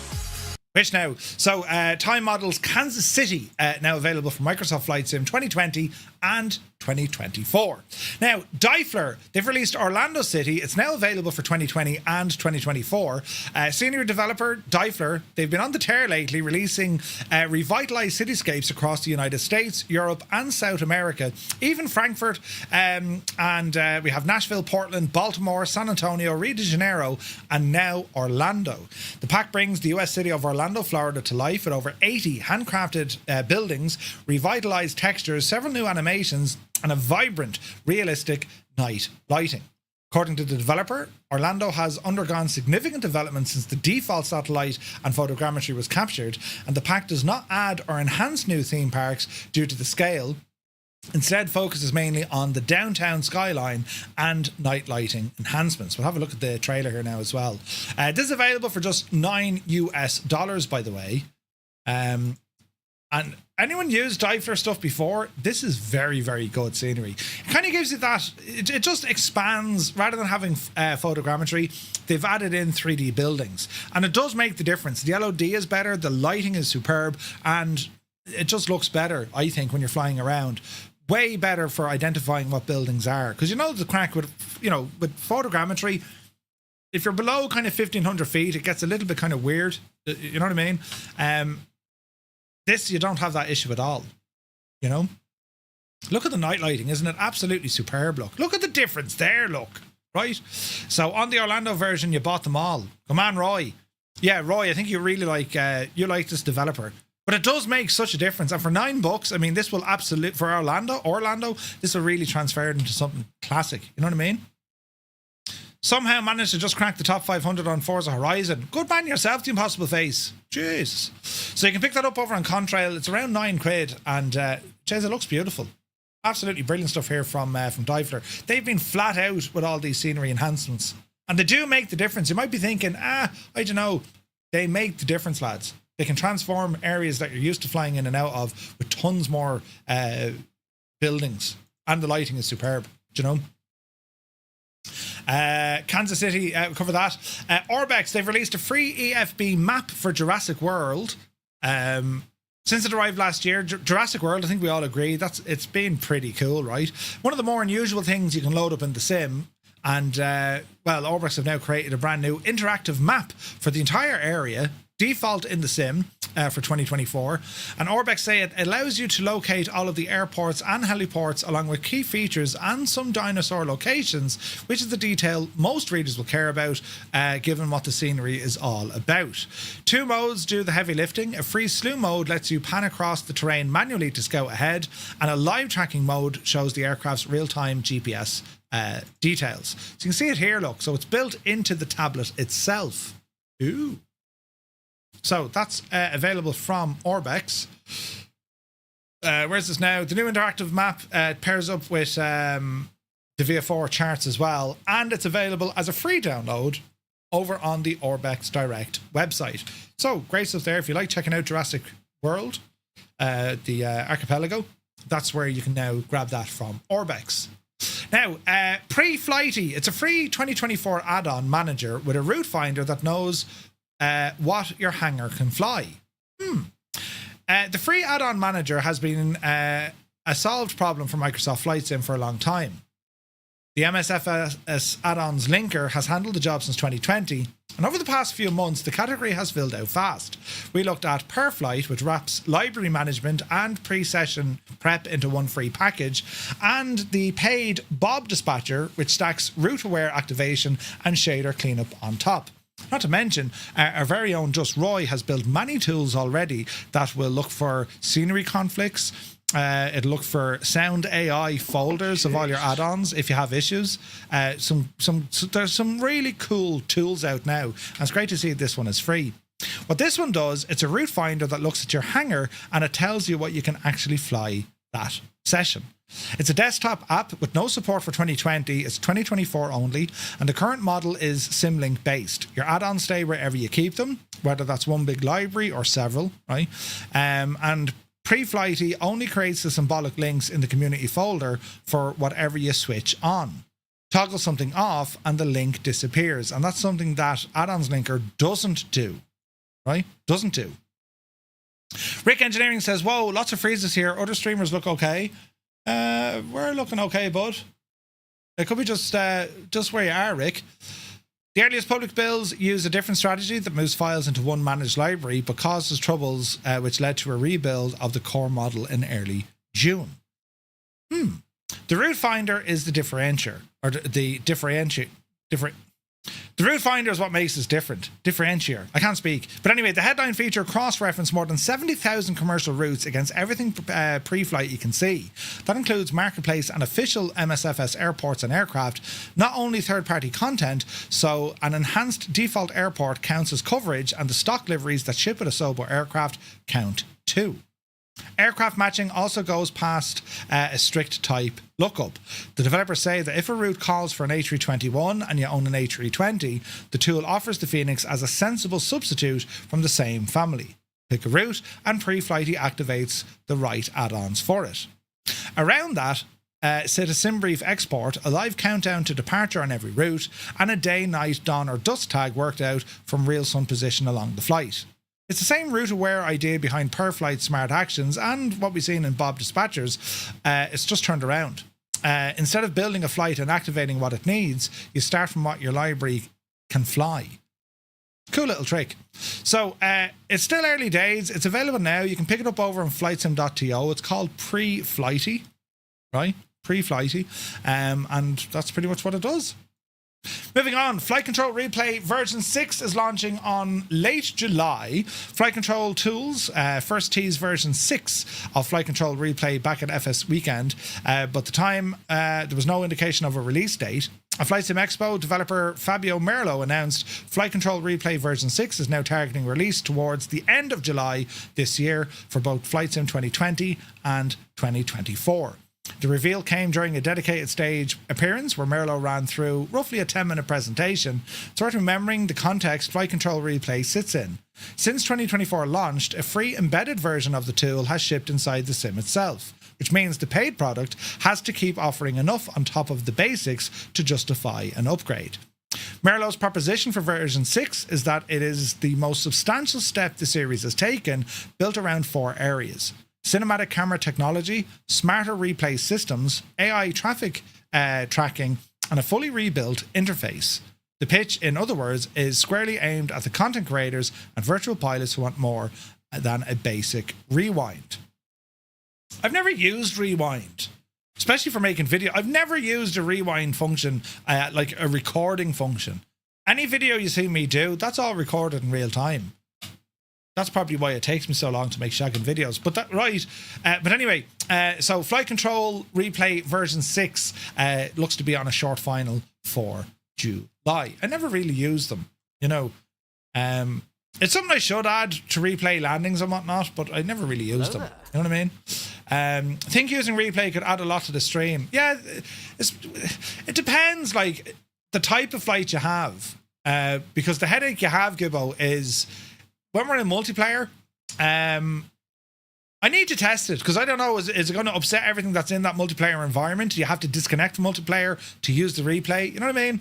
But I need to test it. I just haven't got around to it yet. But it is something I do want to add to the streams, for sure. For sure, I want to add them in because I love that feature in X-Plane. When you land in X-Plane, it's just so easy and so nice to go back and actually look at your landing. You learn from the things. Plus, it gives you the opportunity to slag the Jesus out of me. You know what I mean? See you pull your hair out. Do you know what I mean? So yeah, no, it is something I want to add in. As I say, I use it on an X-Plane. I don't know, is this going to be the solution for me? There's a number of other replay or recorder functions that are out there. Sky Dolly, yeah. I need to spend a bit of time because I would like it, especially on some of the airliner flights as well, because you can learn from it. You know, the only annoying part is remembering to launch it. Yeah. No, I need to figure this out and do it. But anyway, Flight Control Replay 6 launching in late July. Now, EFBX, for the questions the Boise had, 38 degrees with Nutty Taff. It's 23 outside. It's 30. Oh, jeez. It's 33 inside. Oh, jeez. It's very warm. EFBX, this is a new EFB platform which they're aiming to release this year, a little bit later this year. Katie Pilot is behind it, and she's a real-world A320 captain. And basically what this is, think of it as like a universal electronic flight bag that will work with the sim, allowing you to check things like weather, do your flight planning, launch apps, your sim brief or Navigraph. You can control GSX. You can even launch the sim, all by using an EFB platform, in which the platform can run natively on your PC. It can work on a tablet. It can work on your phone, right? It's going to be very accessible. And Katie is releasing this to the community with different tiers. You'll have free access, free tier, and then you'll have like a premium tier that'll add in more features. So it's not really trying to be just a tablet. The developer is presenting it as a platform, something closer to an operating system with a built-in app store where you install only the apps you want and ignore the rest. Some of the apps come from EFBX, others in theory come from outside developers, and what you're left with is supposed to be personal, the way two pilots at the same airline rarely keep their real EFB set up the same way. So Katie Pilot is the one making it. She flies commercially, says she has spent around 6 years working in flight sim, and lists part involvement on the Phoenix A320 and also the Unibuilds A310. Her reasoning is less, wouldn't this be neat, and more a working pilot's complaint. At her job, she says, you show up, brief, fuel, board and go, because every tool you need is already laid out in front of you. At home, with a yoke and throttles on the desk, you're still squinting into a tiny tablet bolted into a virtual pedestal. EFBX is her attempt to close that distance. The plumbing is straightforward enough. It runs on your sim PC and you reach for it whenever it suits you. A desktop window, a real tablet, your phone, spare laptop on the network. EFBX say iOS, Android and PC are all covered, and it'll run even on its own with the sim disconnected. So, we got to have a look at this at Expo. We were chatting to Katie about it. We know that they're going to be starting some kind of beta access soon. From the UI, to get an idea of what it is, and just to give you this understanding of what this is, right? From a real world pilot perspective, Katie mentioned, you come into work, and next thing, we'll have to do this, and this. There is uniformity to it. Right, and currently we all know you jump into an aircraft, everyone's EFB, they're all kind of samey, but they're different, right? So you're trying to figure out, where does this one go? Where does that one go? Where does this one go? Right? This replaces all of that, and as I said, you can see it here in the menus. Like, you can break down different categories. You can have your favorites in there, free ones if there's going to be paid ones. You have things like FS Elite, different news channels if you want. You have a logbook. You can access GSX. You have somewhere for all your manuals. Right, and this is the idea. It's to have this tablet that is completely uniform. Plus, you can do your flight planning. You can look at your flight logs. You can go back and understand what went wrong, if it went wrong, and all the jazz. And the fact that you can control the likes of GSX, you can control the likes of the sim, all through the EFB, and it works without even being connected to the sim, is pretty cool. I mean, look at the layout here from the flight planning. Isn't that deadly? Very, very cool. And because Katie's a real world A320 captain, right? This is aimed very much at what is already available to real world pilots. Real world pilots. And that's what makes this whole project very, very cool looking. So we'll have more on this. We'll have Katie on the stream at some stage. We'll have a chat just to get some idea behind the project and when it's all coming together. But EFBX, this is another one of those things. Keep it on your radar, because this could just transform a lot of the flight planning and connecting different apps and things to your flight simulation experience. It's going to be pretty cool. She open beta applications a short while ago. In the last couple of days, I think, Stu. Do you know? But yeah, could see Navi wanting to do something like this to their house charts, academy training, and more. Yeah. I wouldn't expect it anytime soon, you know, but yeah, you know. But yeah, pretty cool stuff. It'd be interesting to see this. And as I said, we'll have a chat with Katie about it soon. Now, Strata Weather, for anyone who's interested, I've been using this for a little while. Strata Weather, it's a direct aim at active sky. Now, we'll probably have a deeper look at this next week. If you've seen it in the news or you've seen it available, you're thinking, hey, what's this? Basically, it's its own weather injection into Microsoft Flight Sim. It can do historical weather. It can do live weather. You can also do custom weather. You can create your own weather live in the sim, which is a nice add to have. Its winds aloft is very good, as in it gives you so many different detailed layers of wind. Cloud can be there as well. The only thing I'm not mad about was the transition. Now, it seems to be getting a little bit better, right? Because the last thing I want to see is clouds popping in and weather changing instantly as I'm flying into a place. I want to see a more gradual kind of, oh, look, the weather's changing. But I have to say this, lads. I've been using this now for about a week and a half. I'm impressed by it, especially for live weather. It gives you some pretty cool scenes. For Microsoft, visually, I think is just going to look better, you know, because they do weird things with like cloud scale and all this and scattering. Strata gives you a more accurate look of what's going on. Very similar to Active Sky, but there's a few more features under the hood here. So if you were looking at it, I've been using it. I kind of like it. You know, I mean, I have Active Sky as well. The UI here is way better. This is 10 times better than Active Sky. Active Sky can be a pain in the ass. Where is this button? Where is that? This is quite simple. So yeah, we'll probably have a proper look at this next week, but I just thought I'd mention it. If you're thinking about it, it's a one-time purchase. It's $29.99, and it is that of a weather injector. Strata Weather. Pretty cool. PXN, we had a look at these. If you didn't see my floor walk of Flight Sim Expo, if you see this hardware, I'm not going to do the whole buyer beware, but at the same time, I'm going to do buyer beware. It looks cool. The joystick is nice. The yoke is nice. The throttle over here is nice. However, it's important to note, lads, if you're looking at this throttle, this main heavy throttle, there's virtually no friction on the throttles. Virtually no friction. And what I mean by that is, you move the throttles forward, depending on the angle, they'll almost fall back themselves. Build quality, this is aimed to be cheap. Not good value, cheap. There's a difference, right? Because it looks very impressive. And I was there looking at it, I was like, hey, this is really good. But it's only when you kind of get up close and personal to it. This little screen thing was kind of cool. It's just a small little screen. You can drag and drop using the likes of, what's that gadget called? What's it called? You know the one. Is it under nav? Glass out. It's grand for the likes of glass out. That's how this little screen works. And you do have nice buttons. They're all fine. But for the main throttle, be careful of that. Because if anyone knows Turtle Beach, you know the Turtle Beach big throttle? You know the way like the throttles on the top? There's like no friction. You can't tighten them. You know, you can blow on them and the throttles would move. Just be aware of it. You know what I mean?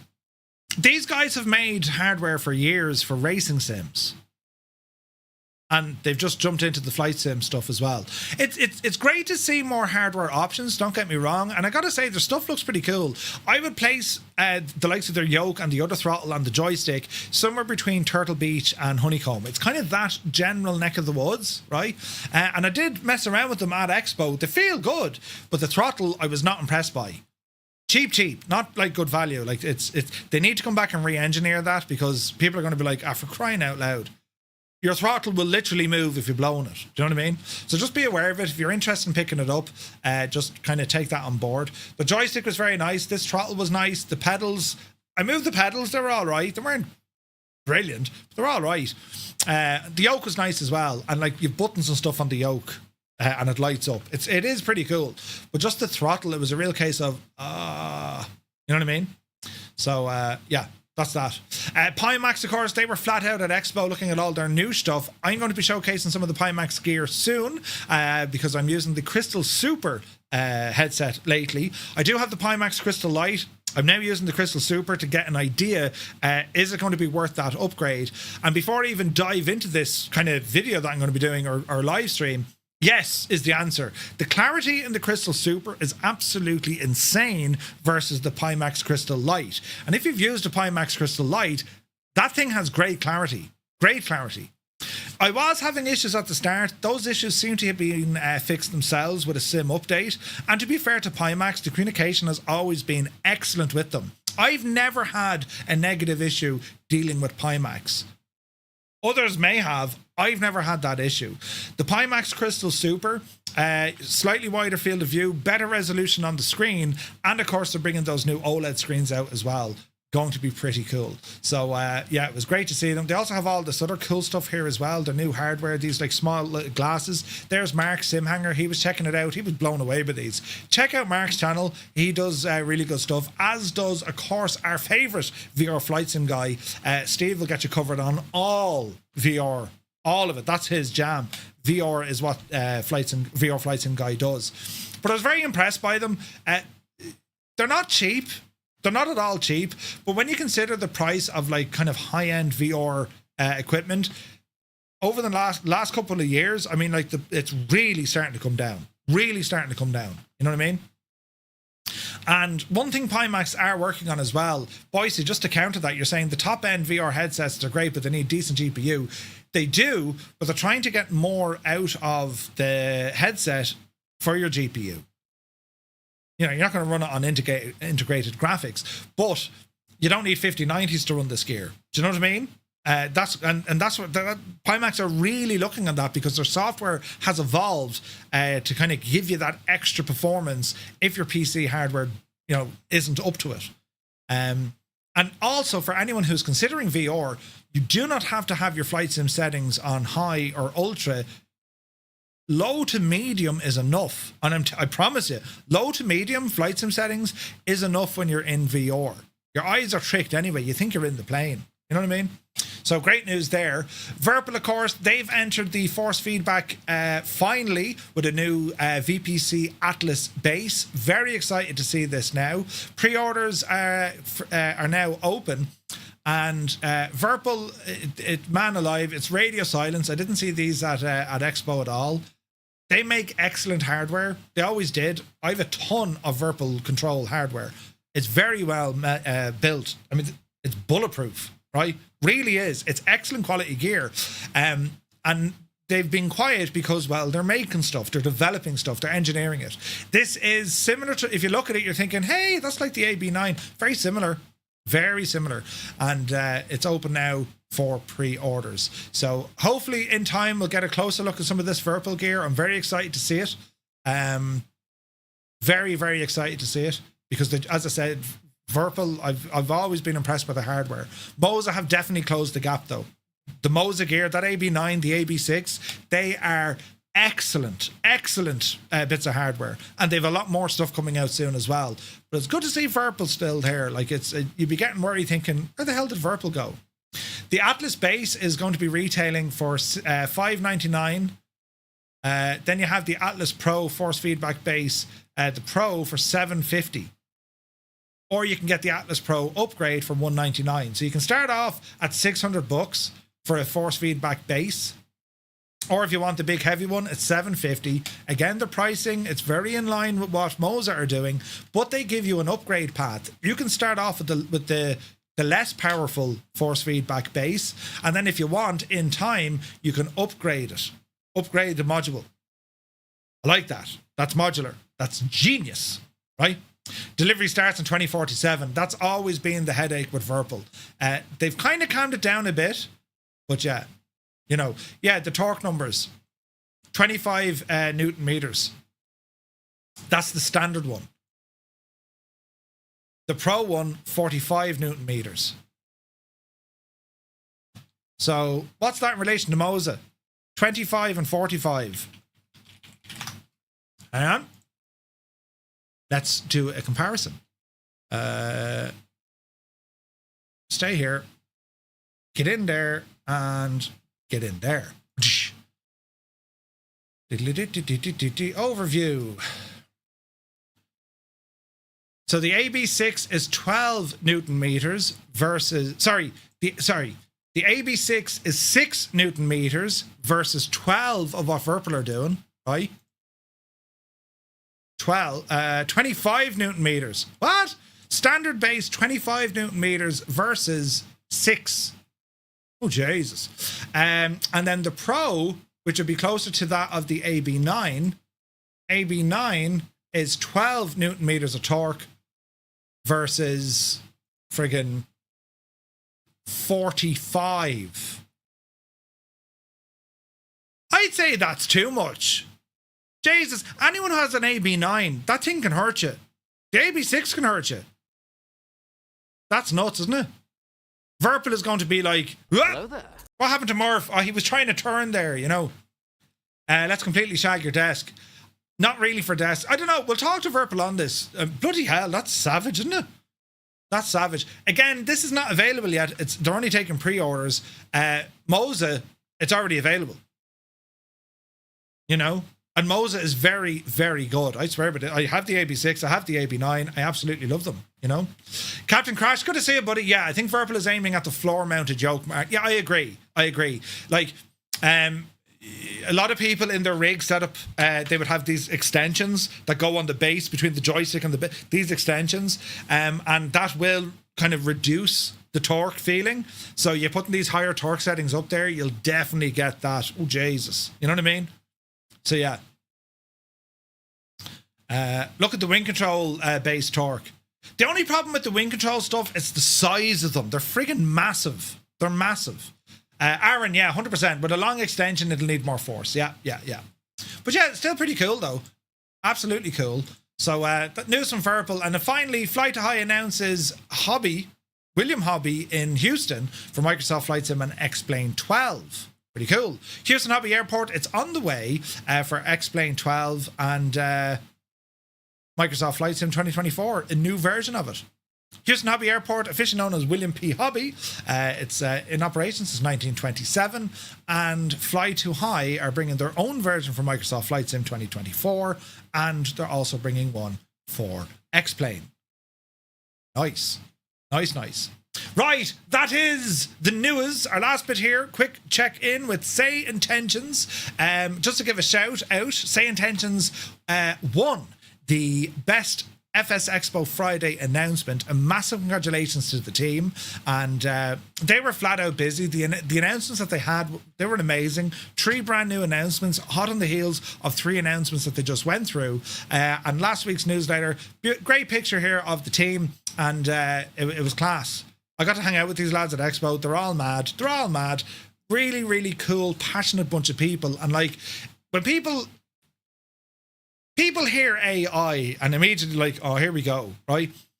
What SayIntentions.ai are doing, it's the people using that technology to, you know, make flight sim better for us. It's making it more accessible. They're working with other developers such as Parallel 42, such as Navigraph. And the idea is to make the thing better for us, bridging the gap. Some of the features SayIntentions has already when it comes to, hey, you're on VATSIM, no problem. If you go on to Unicom, we'll cover it, and vice versa. They're more than happy with working on with other developers, and it's great to see it. Their entire ecosystem is massive. It's far beyond that of just ATC. But when you look at the ATC, we've been doing a lot of SayIntentions flights on Tuesdays, and the odd one on Thursday, depending on VATSIM coverage. And every single flight, they've nailed it. You know, I'm looking for problems. They've nailed it. Absolutely brilliant. You're getting great voices now, the new voices that they've added in. You're getting new terrain-aware vectoring, so they're not going to turn you into the hill, right? And, of course, their whole ATC model has just rolled out version 4, which is incredible to see as well.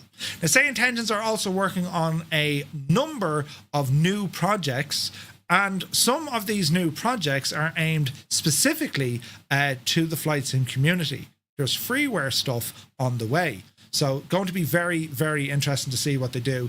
But I just wanted to share this picture to just show you the humans behind it, because they are a great bunch of people. They really are. You see it on the Discord. They're probably the most active Discord I've ever seen. They respond instantly to what's going on. It's a pleasure getting to work with these guys because they're just passionate. They're so passionate about, hey, this would be cool. Let's do it. Yeah, we can't do it. No, we'll figure it out. Do you know what I mean? It's class, and they're very, very open to feedback. They're open to criticism. They're open to the whole lot. they're us, they're flight simmers. So getting to hang out with the team, it was absolutely great crack. And they're all of the same kind of ilk. They just want to, hey, that's cool. Can we build this? Can we actually get that into the sim? That's what they're all about. So there's a lot of cool stuff on the way. Like people would say, you know, it's not cheap. It's a Netflix subscription ish, right? But what you get for that monthly cost, you know, you get it month by month, you get it for 6 months, or you get it for the year. You're getting an entire ecosystem. SkyOps, your normal ATC, the Air Caroline stuff, you know, Skynet is in there. All of the features. And they're like, if you were to compare, say, Intentions platform, where it is today, go back 12 months ago, look at the sheer amount of new stuff that we have. And the fact now you can say to your co-pilot, hey, show me this chart. Boom, there's your chart. Like, they're just doing class things. So, yeah, I cannot wait to see more of what SayIntentions are working on and when they start deploying it out there. And again, I just thought it was important to let you know, if you're at Expo and you had the chance to meet them, they're just lovely people. If you weren't aware of them, if you weren't at Expo and you're thinking, yeah, I don't know who SayIntentions are, that's the team. That is the team of SayIntentions, and they are just seriously nice people. They're cool. They're all flight simmers. They're big into the passion is just massive when it comes to building stuff for flight sim. It's absolutely class. So that's what they were working on over the past week. A couple of updates done to the core stuff when it comes to ATC, traffic, pattern work is all done there as well. And there's this new thing that they've added. It's kind of like the content creator spotlight. Folks who are working away in content creation who are using SayIntentions, well, SayIntentions like to feature them in their newsletter, which is great to see. It's just great to see, you know. But Exos, yeah, spoke to the lad on the left. That was Jared. Yeah, like they're incredible people. So nice, so nice. So that's our news from SayIntentions. Keep an eye on that. There's lots more coming. But from there, friends, we're going to jump on over now to this machine, the FA50. Now, it's important to note this is going to release tomorrow on the 25th, right? Was this put in under like general announcements? I think it was. Oh, Jesus. 2.5 years in development. 2.5 years of development. The Falcon, right? This is a beautiful, beautiful aircraft. So we're going to check it out. 2.5 years of development. Contrail's highly anticipated Dassault Falcon 50 finally has a release date, and we don't have to wait long. It's coming out for flights in 2020 and 2024, and it's due to release tomorrow exclusively through Contrail. Right, they have. I'll show you the features and what's available in it because it's class, right? Absolutely class. So let's ramble in and have a look, shall we? From the exterior of the aircraft, it comes with a number of liveries. I need to get the backstory. They actually did one for PMDG, which I thought was interesting, right? And isn't this a cool looking jet, lads? Isn't it? I just want to show you just some of the details up close and personal. It's compatible with both 2020 and 2024, but you can see from the details here, coming up to the, you know, the nose gear, we got some Michelin tires there. We got plenty of details on the strut. Great texture work here as well, right? Just like we're looking at the finer details. Do you know what I mean? Now, this aircraft is pre-release. I think there's 2 bugs noted on it. The developer knows about it, and it'll be fixed before they release it. But overall, this is very impressive. You might say the decal on the front there could do with a bit of tidying up, but I don't know. It runs very well. From a performance side, this thing runs very, very well. These lights are gorgeous. I love this on Dassault planes. Having a look on the leading edge of the wing. Again, texture work is nice. Like, what's gas here is, lads, this is a first release. This is the studio's first release. You know what I mean? Like, it's very exciting to see this as like their first aircraft. Do you know what I mean? So if you want to get very up close and personal, there's a couple of things you can look at. Decals, where the fuel goes in. Engine covers.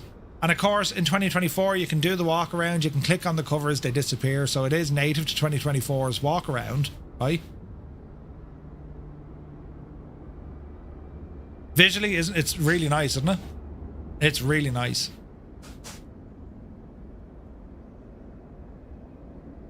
Like just some of the details on the aircraft, it's done really, really well. I think I have the baggage door open, which I do. Contrail. Baggage compartment. And then towards the back of the aircraft then. I mean, isn't it class looking, isn't it? Look at the detail here, look. Look at the state of that. That's deadly, isn't it? We'll have a look now on the main landing gear, and again, see those textures on the tires? The animate, like, it's class looking, isn't it? Look at the detail on that. That's savage, isn't it? And remember, they're going for that used look. They're not going for brand new off the factory floor. They want this aircraft to appear that, look, this has been in use, it's tried and tested, and it's weathered, right? It's weathered.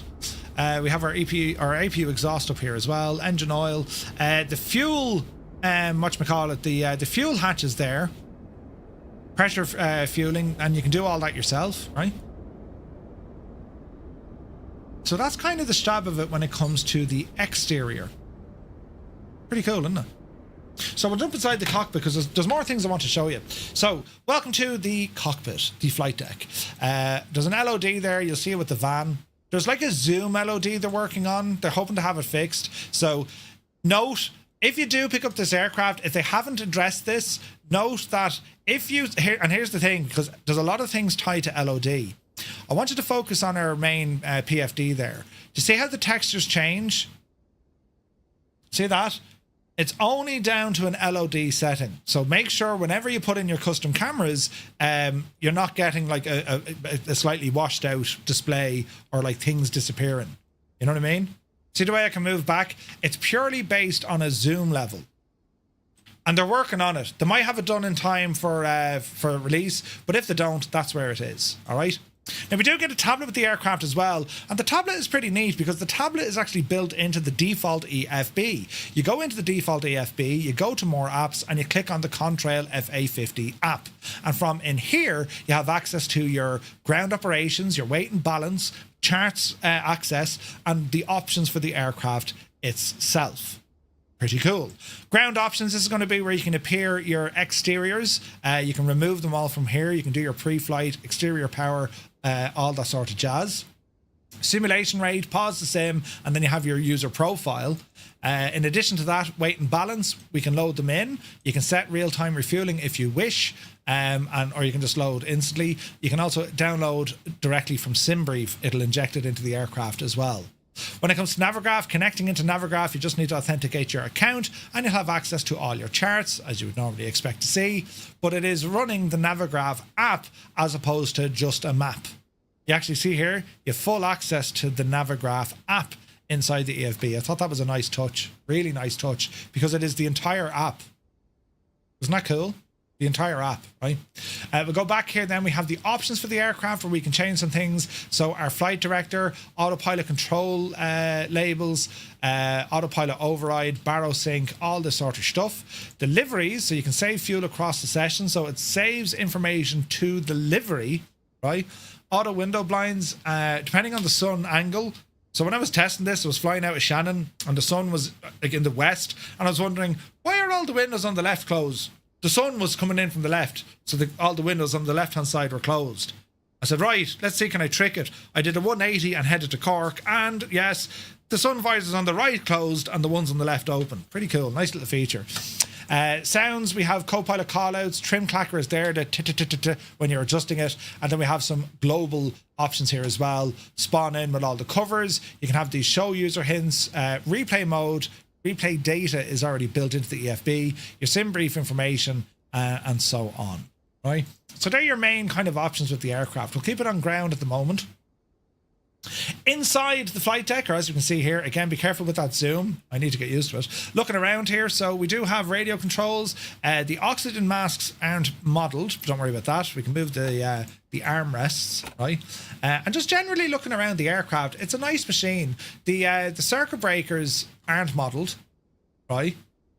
So if you're thinking, you know, I want circuit break, they're not modelled. You can see them, but they're not modelled. Our main overhead, so this is where we have our electric, fuel, ignition, all the jazz. Then we have all individual light controls, engine start switches, and all the likes. And it's a pretty cool looking cockpit. We have this, brakes on or brakes off. And that appears just down here. That's something that should be in every aircraft. You know what I mean? Yeah, Naughty Gnome, good evening. Yes, you are. You just are. Looking down then onto our lower panel, this is where we have a couple of options. So we have ADF tuners, yaw damp, and autopilot engaged switches, Mac trim. We have our flaps. We have our speed brakes for the ailerons, or on the ailerons. We have our throttle system, which is very interesting because it is 3 throttles, 3 engines with a reverser. And then we have our FMSs. We have different modes for our autopilot. Moving across here, so onto our main screen, we have GPWS buttons. We have our PFD, MFD. EFA screen is over there as well. You can disappear the yokes, of course, if they're in your way. Just a click spot. And we can see all our engine and see all our aircraft instruments moving across into the center. Here's our annunciator panel and all our engine instruments. 3 engines, 3 dials for everything. We have our landing gear. Emergency landing gear is modeled on this as well. You can see your crew and passenger environmental of what's happening, right? And as we move across to the right-hand side, co-pilot, similar, but right-hand side for the co-pilot, this is where we have our oxygen regulator and also our APU panel. APU panel is controlled from the right seat. All right. So what we're going to do, we're going to put some power into this aircraft because I'm anxious for you to hear the sounds. Right. And as I said, we're going to get some APU in there. Now we can call the GPU. Right. That'll give us external power. Click the switch. There's the GPU. We can also call the fuel truck. Right.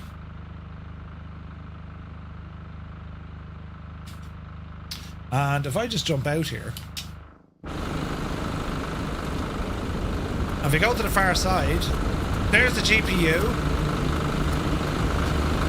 and you can see that's connected into the aircraft itself, look. So the panel opened, and now it's in there. Pretty cool. If you get rid of that, and then we request the fuel truck, we probably need the covers off. I don't know why the fuel truck isn't coming in. Is it because there's a van there, I wonder? The fuel truck does work. I don't know why he's not coming in, but the fuel truck appears and they start pumping fuel into the aircraft. That was working, so yeah, it's probably broken on my end. Anyway, we'll go external power again for the crack. We'll get rid of the covers, close the doors. Right, and good sounds, right? We'll go ahead and get our battery master switch on. So just have a listen to the sounds. We'll disappear me during this because it's an experience.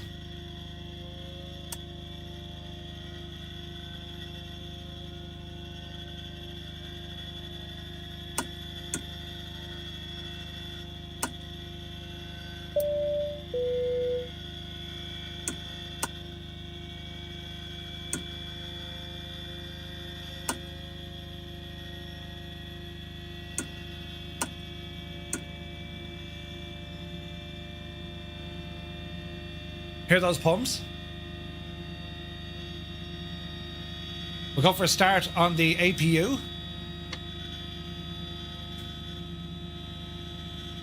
And just have a look at the animations then.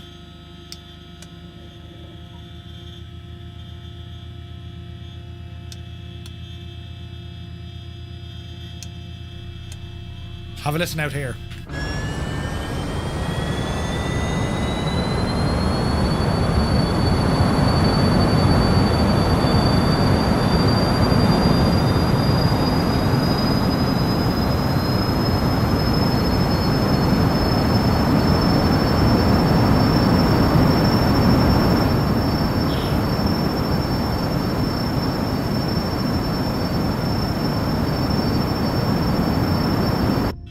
Okay, so that's our APU. Let's come over. Let's have a look. APU RPM is full. APU temperature is good. And we'll turn on the bleed air system.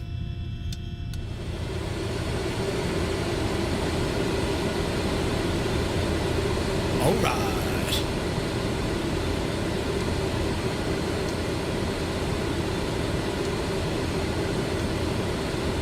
Alright, back upstairs.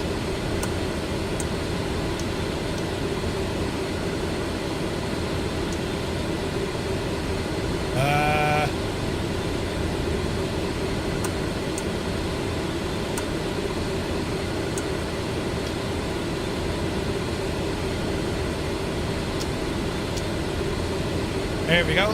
That'll put some life into the system. And a couple of options down here. We do have a weather radar.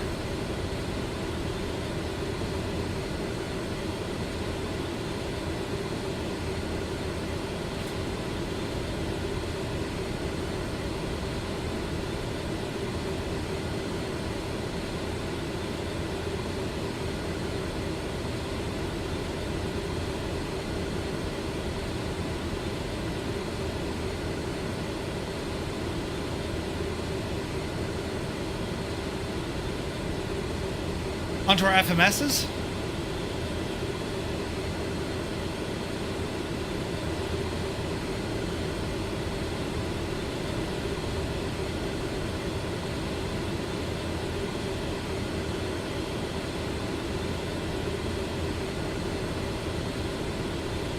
Radars are all on.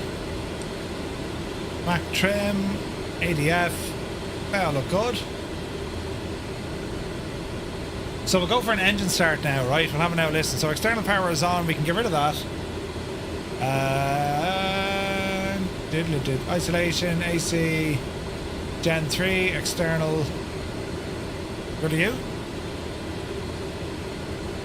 And we want to go for a start now, right? So we have 3 engines. Couldn't tell you the actual way it's supposed to be done. I think I'm doing this right.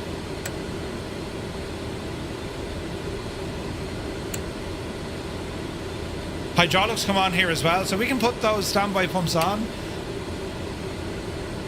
N2 is rising.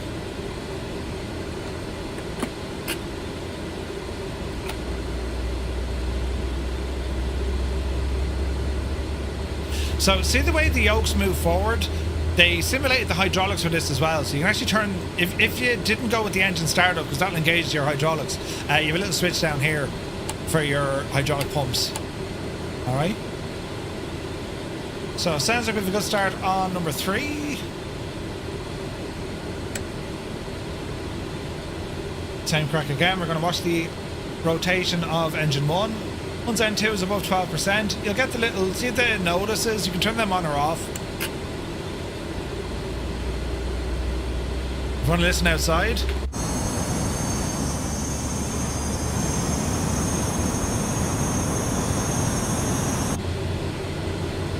And we'll go with engine 3.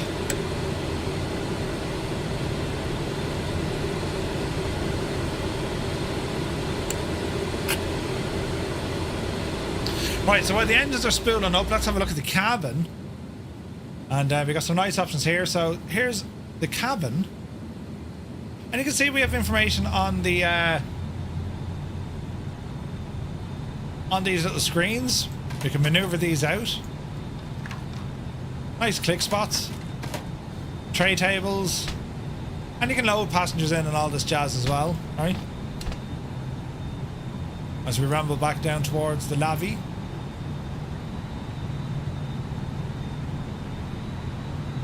No lobby. No lobby! Ah, jeez!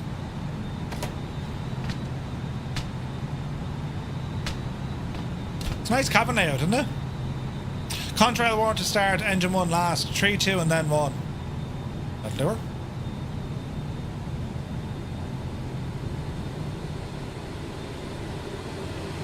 Now, when it comes down to, I'm not going to do any of this, but you can program the FMS, go through all your stuff, and that'll give you like what you need in terms of loading your flight plan in and all the jazz, right?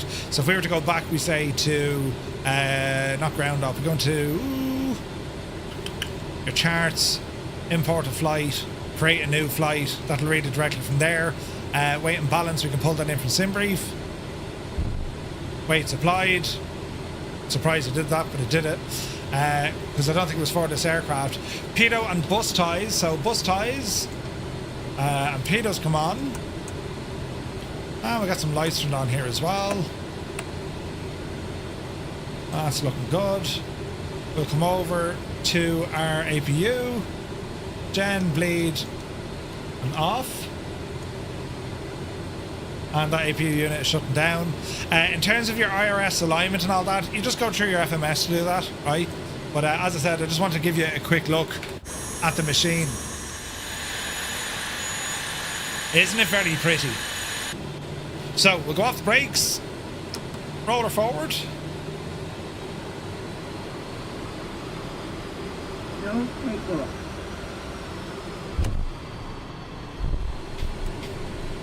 Slats and flaps. Isn't it cool looking?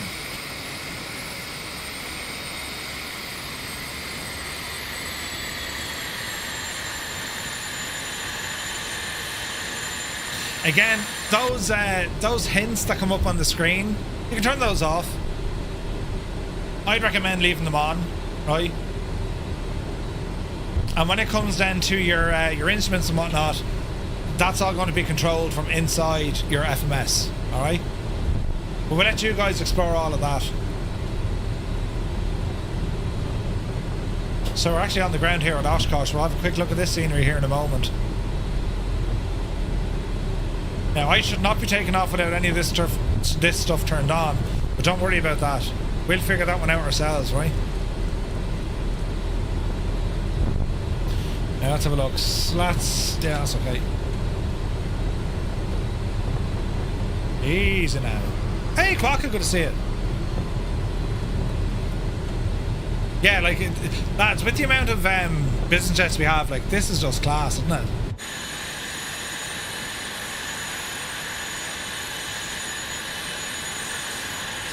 They're also working on the LOD for the lights. Again, this is pre-release, so like expect one or two issues, but overall, this is very impressive.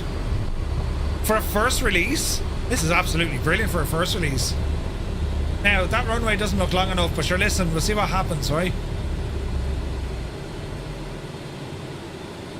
Easy now. We've probably got all sorts of warnings here, but let's see what happens, right? Off the brakes.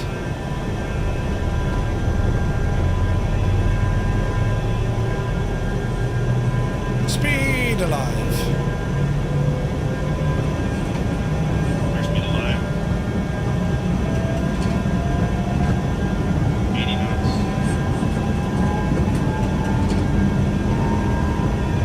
There's 100.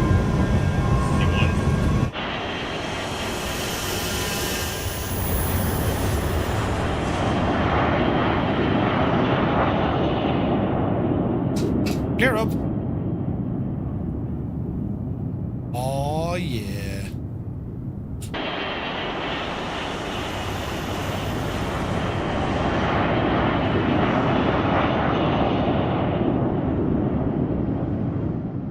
Pretty, isn't it?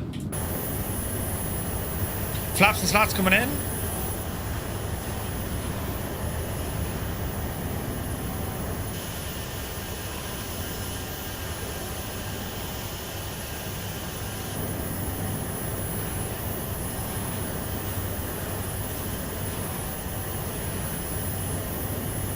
What do you think, lads? She's pretty, isn't it?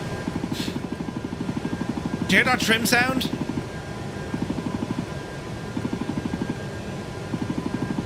Again, you can turn that off. I think as their very first release, yeah, man, this looks very good. Right?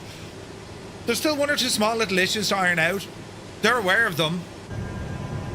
And I imagine these are all going to be sorted before release. It's a nice machine.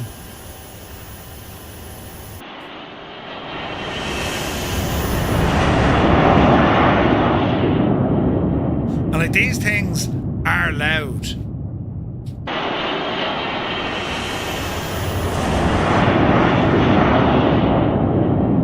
Three engines, like, do you know what I mean? So, quick look at some of the night lighting, just to give you an idea. Ah, balls.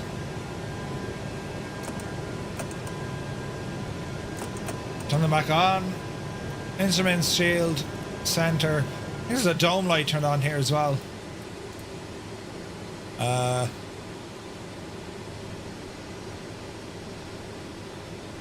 It's like a cabin light, but you get the idea, look. It's nice. I think the night lighting is... it's very nice. Get the floods on. External lights.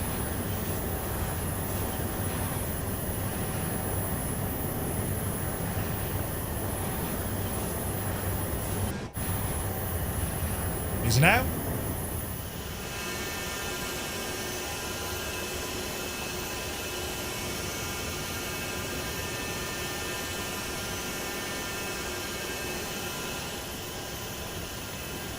It's pretty, isn't it?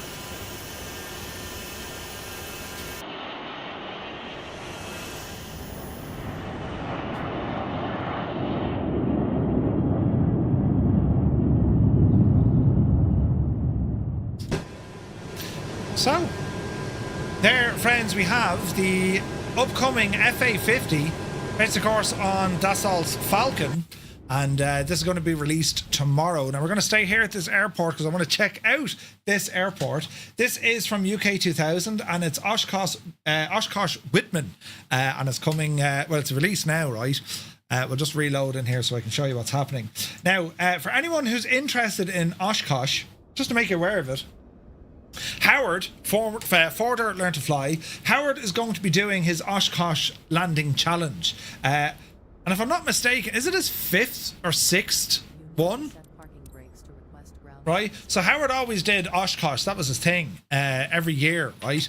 And that's coming up very, very, very soon indeed. It's going to be on the 4th of July, right? And he's hoping to get some training done prior to that. I'm trying to work with him because I'd love to be involved. Oshkosh was always something I wanted to fly into. I know Pilot Edge are doing it. Is it this weekend or next weekend? Or maybe it's a little bit later. But for to Learn to Fly, if you've ever wanted to learn about all the different procedures, the different arrivals, including the FISC, yes, yeah, it's absolutely, it's an incredible thing. Highly recommend you go check out Howard's channel for this. Highly recommend it because he's going to, you know, it's your one-stop shop to learn everything about the arrival. And what's pretty cool about Oshkosh, he does these landing challenges then as well, right? So at Oshkosh, because it becomes the world's most busiest airport for one weekend of the year, or a week of the year, you have these colours on the runway. So you don't, during Oshkosh, you don't get, you know, runway 27. They'll tell you, you know, red dot, green dot, white dot. And that's where they want you to actually land. You know what I mean? You won Howard's first Oshkosh event. Nice. Yeah, no, he does a great job at it. Howard does a great job. So that's going to be on over on Ford Learn to Fly's channel, all about Oshkosh. As I said, I'm trying to get involved because it's we've done it before. We've done a couple of our own community event Oshkosh stuff. Colonel Fork was a massive help to me on that. But it is like, it's such a cool event. Such a cool event. But the scenery we're looking at here, not in the event scenery, this is actually the real world scenery. This is what Oshkosh looks like when there's no Oshkosh Whitman Regional, right? And it's a scenery from UK 2000. Now, UK 2000, they don't necessarily go into things like the interiors. They're very much, you know, trying to build the airport. Although in saying that, they do have an issue with a flag. Ah, Jesus. It's missing the pole.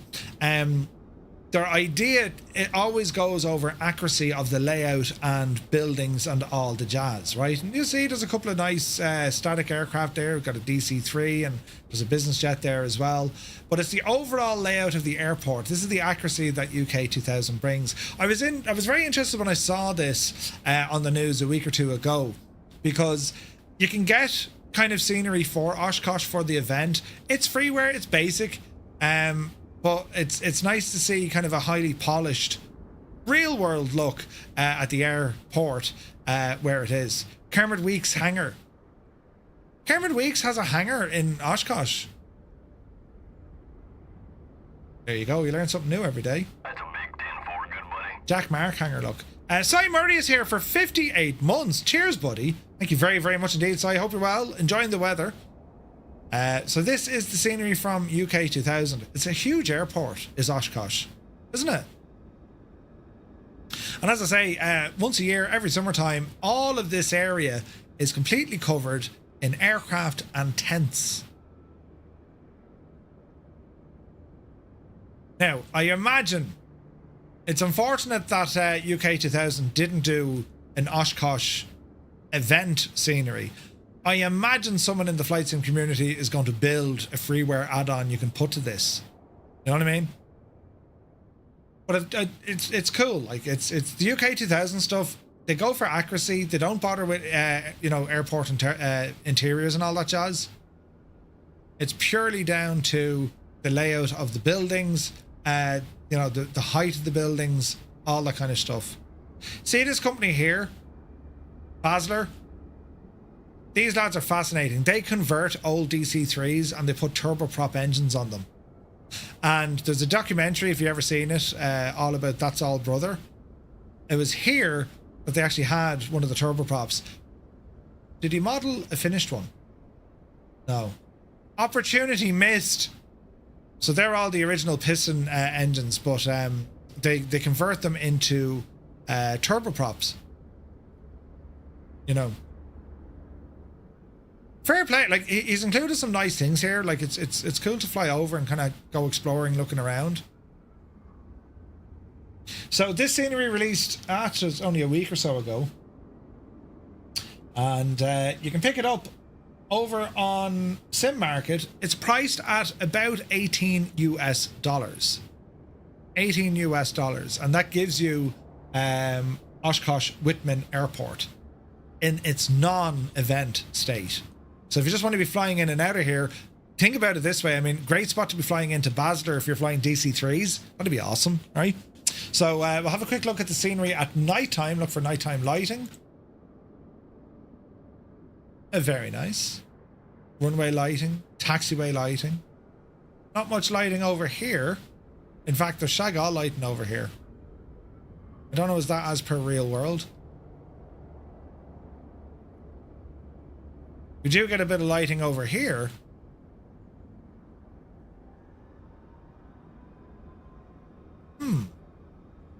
So is that accurate to the real world? It's really very dark at nighttime.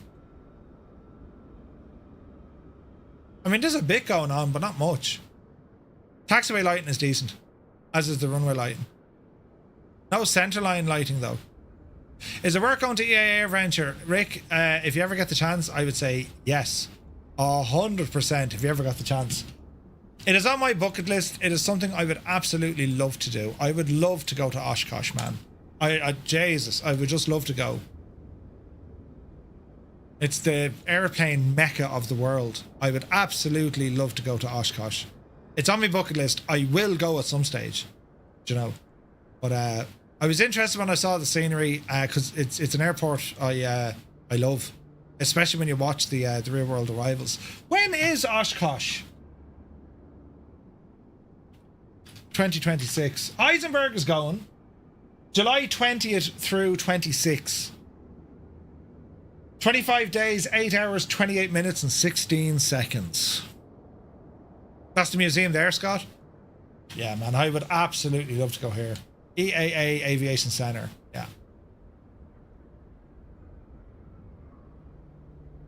Spirit of St. Louis. Look at that. Ryan Flying Co. Pitcairn Aviation.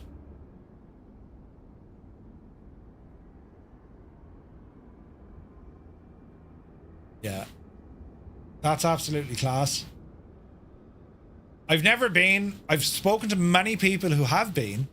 You have that scenery. Basler FBO is spot on. Sweet. Summoner will be there, going every year for 10 years now. No way, man. That's awesome. No, it's on my bucket list. It would be a dream to go to friggin' Oshkosh, but it's from little old Ireland now. It wouldn't be the cheapest little adventure. Do you know what I mean? Especially with the likes of FS Expo and that. But it's on my bucket list. We'll do it someday. So that was UK 2000's Oshkosh. It's not a bad little scenery. No regrets buying it. I'd like to see if there was the event stuff thrown in though. I think that'd be cool, you know? Right. Now we're going to be checking out something completely different. We're going to have a look at the F100, lads, right? The F70 is there as well, but I do like the F100. So let me see. We'll go British Midlands for the crack. And we're going to head over to Budapest. Because Budapest is from SoFly.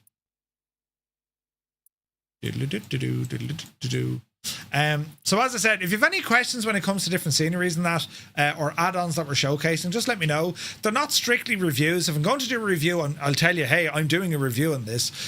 Again, I try and aim for, I'm trying to provide you with the information if you're going to buy a product or not. That's what I tend to lean toward.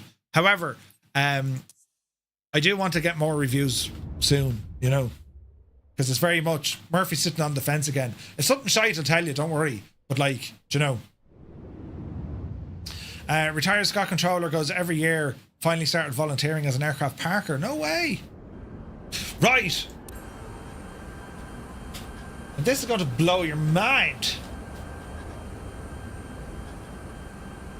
Just Flight's F70 and F100. Now we'll get into all of this here now in a moment. But before we start, can we just appreciate the absolute beauty of this thing?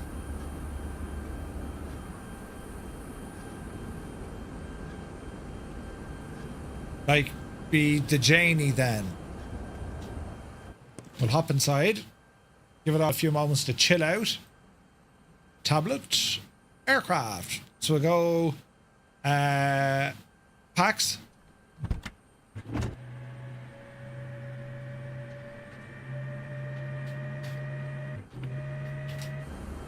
So, what do we have here?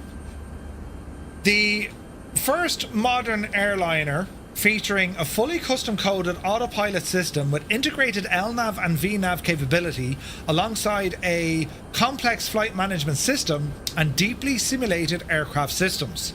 The product also features high-quality modelling and texturing with plenty of wear and tear, and flight models that are as accurate as possible to real-world documentation, and a sound set recorded directly from the real aircraft. From a pilot's perspective, the F70 and F100 feel more closely aligned with an A320 than the F28 from which they evolved. But don't be fooled, there are plenty of unique quirks that will catch you out if you attempt to fly them like an Airbus. Now, Just Flight have been very busy on this. They've been a long time working on this aircraft, and hopefully you're going to see here now in a moment. It's been absolutely worth it because the thing is just, well, it's gorgeous. This is gorgeous, right? The F70 Professional and F100 Professional will be available as separate products should anyone wish to purchase the individual aircraft, and Just Flight will be offering a bundle which will include both aircraft at a highly discounted price. Both products are 2024 native SDK, and they'll be available exclusively via Just Flight's website, then later made available via third-party retailers, as well as the in-game marketplace for PC and Xbox. Now, the feature list, it's available over on their website. If you go in, you can get a full rundown of what these aircraft are all about, right? The manual, we're going to grab that. And remember what I said earlier on at the top of the show. This is an aircraft. This is something that if you really want to sink your teeth into, this is it. The Operation Handbook, there's 222 pages of information here from Just Flight. And they cover everything.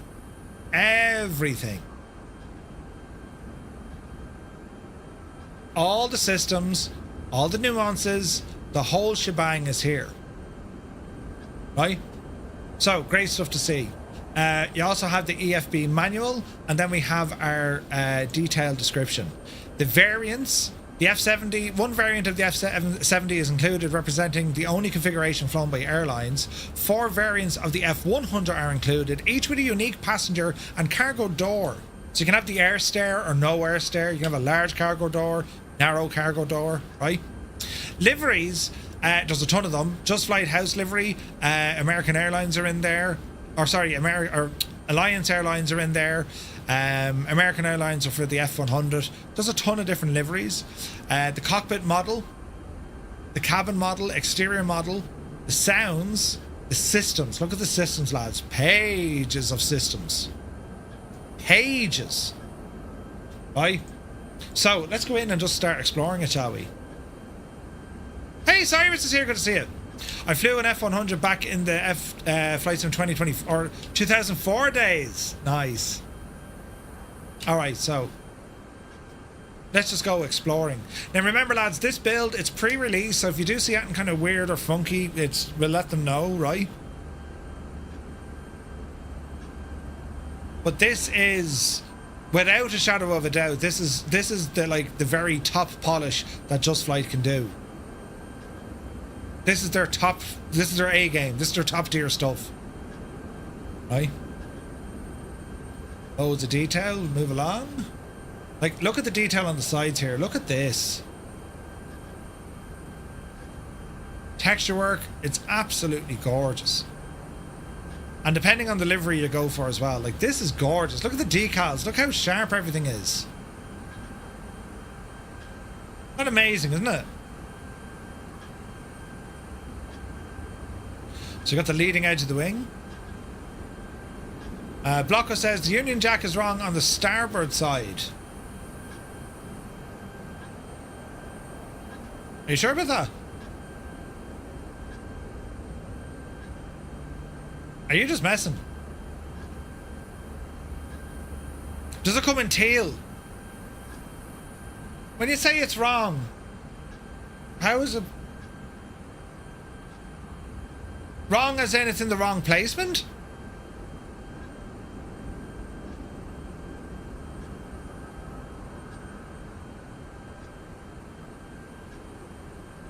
Top left line should be a thick white line. Okay, but you do know, Blocko, aircraft on the starboard side always shows the flag in reverse as if it's flying away from them. Are you aware of that?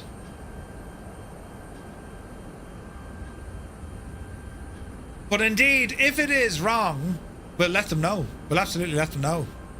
Yeah. Have a look at here, I'll show you. American Airlines, I don't know, 737, right? Do they even fly them? Images. So if you look at an American Airlines 737 on the starboard side, the registration flag is backwards. I'll show you, look. See there? So on the starboard side, the flag is like it's moving away from the aircraft. A lot of people would say with the Irish liveries, oh, it's in reverse, it's the Ivory Coast. No, that's correct. So on one side it looks right, but on the other side it looks as if it's flying away. That's what, it's a thing. But yeah, so I imagine that's what it is from Just Flight, you know. You can see it on the Dutch flag. But fair play to freaking Blocko for spotting that. How did you even notice that? Jesus! Sniper, man. He's a spotter. Brilliant. But anyway, let's continue on. Onto the main landing gear. We can see our chocks. Look, like, the decals even here, look. Look. That class, isn't it? Look at the wings, look. Some similarities with the F28 in terms of the layout, right? Oh, look at the wing.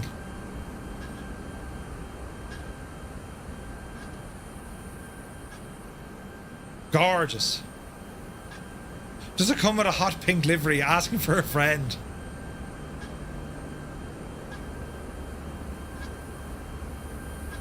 That sound we're hearing is just the blades shaking around, right?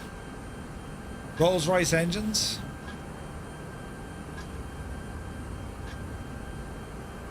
Detailing here is superb, Can I lads. get a refund? Oh, there's no refunds. Hayden, 7 streams in a row, bud. Thank you very much indeed. Ah, lads, this is gorgeous, isn't it? I wonder, can we open the speed brakes with no hydraulics? I wonder, can we? No. So the speed brakes, similar to that of the 146, they open out of here, look. These guys part company and then that's your speed brakes. Very, very impressive though. On the visuals, very, very impressive. Right, so welcome back into the flight deck. So what do we have in here? Well, things that will make you go, So our EFB, that's all perfect. In fact, we'll turn on the GPU, have a listen to the sound here. Jesus, me scenery is cooked again.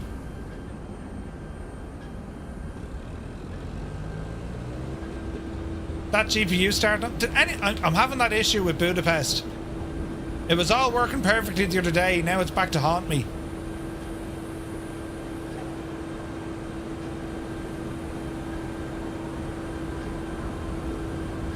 GPU sounds good. That's weird, isn't it? Anyone ever see that before with scenery? It's just weirdness. It's most unusual. It'll disappear after a while. No, only one Budapest. It fixes itself after a while, but it's only happening here. I was on to Callum about it during the week, and then I thought I fixed it, but now it's acting up again. But anyway, GPU is on. Other things inside the EFB, so our operational flight plan, map, your charts, aircraft, checklist, performance, and then you have your normal settings as well. Right? Shadows are broken. Is that what it is? Man, Cyrus. You've seen it in Forza. Okay. So a bit of familiarization with the aircraft as we're looking around. If you looked at any of the preview videos, you'll see that the sheer amount of the sounds of this thing are absolutely class. Yeah, you can move the EFB.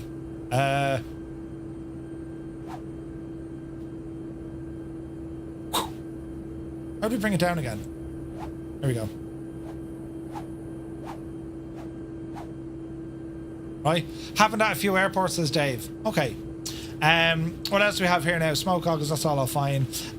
All electric screens, FMSs, radio controls, coming on down here now for VHF, squawk transponder, high frequency stuff, right?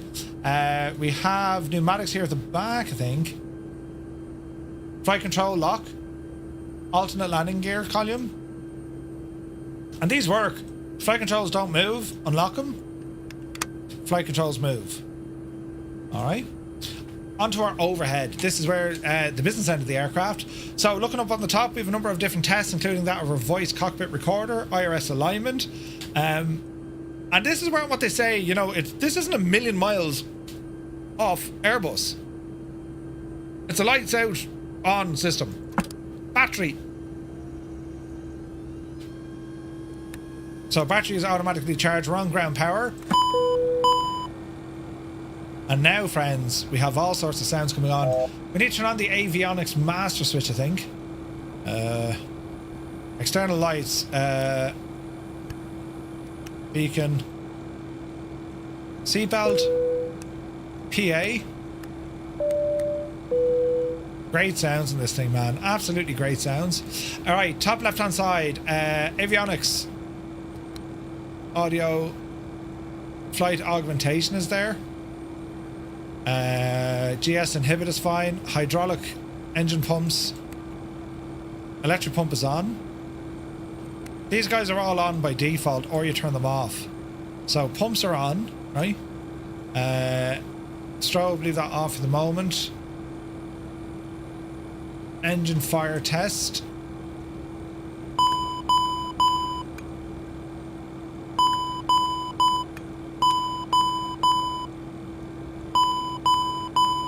Yes. You can test the voice recorder. You can actually see that move, look. Deadly, isn't it? And there's buttons on this. You'll find that, hey, it won't move to the next switch. You have to click it. Have a look at this, for example. See our IRS button? I can't move that any further to the right. It's not moving. However, click it. Now you move it. Click it to lock it. So you're not going to accident. Brilliant feature. Just brilliant feature, right? Right, passenger oxygen, that's all okay. Load, that's all okay. Generate battery, external power. We're on external power. Volts and frequency, that's all good. Batteries are on. Fuel pumps. Probe heats, leave them off. engine start switches, APU control unit. That's all grand. That's all grand. Okie dokie. I think we're good up here for the moment. Pressurization. Emergency lights armed. APU, we'll turn it on for the minute. Now, shouldn't I have... let's see here now. Clear the caution lights. We need to turn on our screens here, lads, right? So everything's a little bit on the dark side, so we're going to turn on these screens.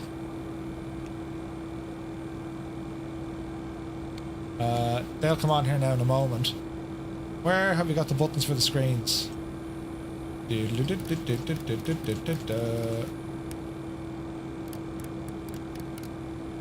Now, screens on the center, grand, and now I need these screens, which will be here. No, not here. PFD. Easy now. I'm gonna do the same over here.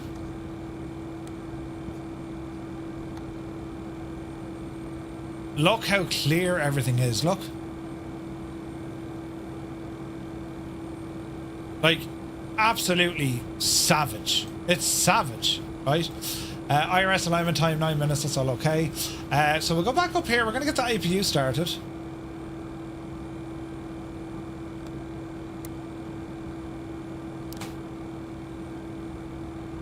I don't know, am I missing a trick there?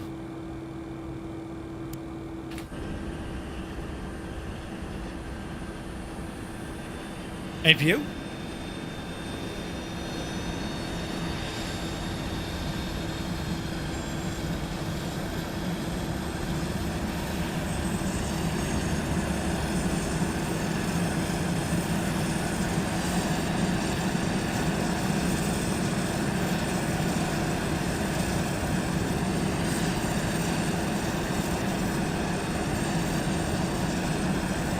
The sounds are really good. Sounds are excellent on this plane. Right, we can continue on. APU is available. Let's have a look here now. So for bleeds, pumps are all okay. Engine, that's all okay. APU bleed, it's on. Flight deck, that's all okay. Cabin fans, it's all. Econ is on.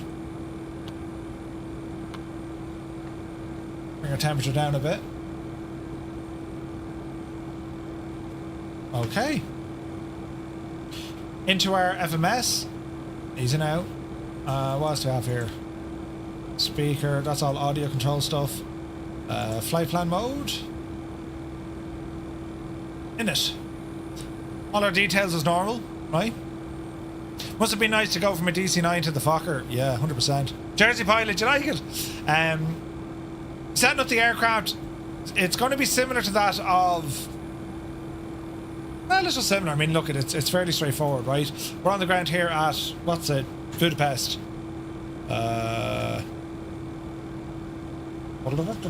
What is the gadget? LHBP. LHBP.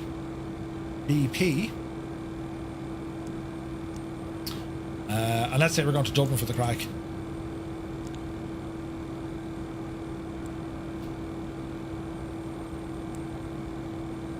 Alternate route, cost index, cruise flight level,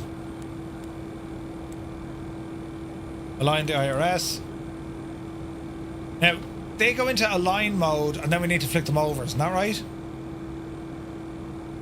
So it says aligning and then we horse them over to nav, right? Right, what else we can do? Do this.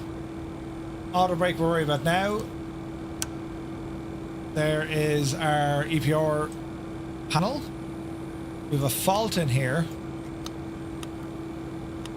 ADF for nav. Map not available, probably because it's in alignment.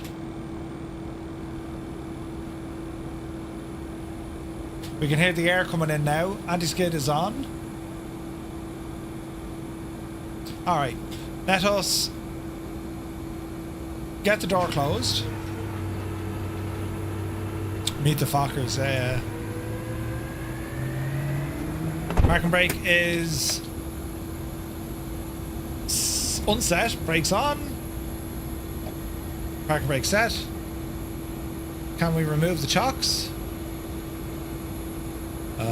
Start boarding. Instant. Boarding is complete.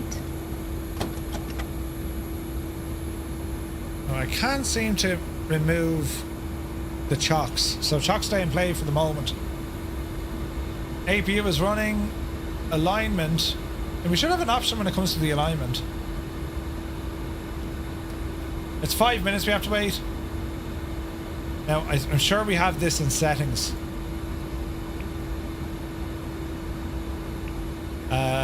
Pause, sync, rudder, alignment, fast, baro units, gauge, refresh rate. Look at all the options we have, look. Fantastic. Just right, man, they're absolutely brilliant.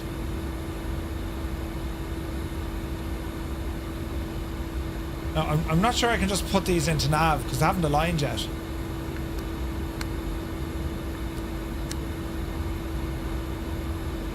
Still says 5 minutes. 4 minutes. Right, they're doing their stuff. Oxygen mask on, crew communication, that's all grand. So what I want to do here is just plan us a pushback and start her up, just listen to the howls. I wonder why I can't remove the chocks. We'll do it the old-fashioned way. Or I wonder, did the chocks stay in? Oh, there they go. Alright, chocks away. GPU is already on. We don't need the GPU. Disconnect. Auto brake rejected takeoff. Now, we shouldn't be moving this without the alignment, but I want to give you a listen to the sounds. You know what I mean? King Easy, where would you place it compared to the Phenom? Which the Falcon 50. It's just different. Like, put it this way, it's relatively unfair to say you can compare them directly with something like the Falcon and the Phenom and the Sovereign, because you know Phenom, Raoul has been making aircraft for a long time, as have the other lads. For Contrail, this is the first attempt. Do you know what I mean? But on that alone, I think it's excellent for what it is. Excellent for what it is. Now, Just Flight, give us a pushback tool. Connect the tug.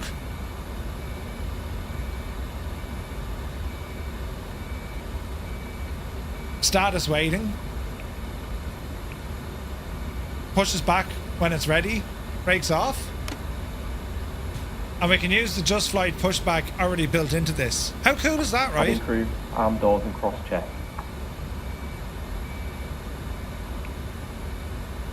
Hang a left there now, Jemima.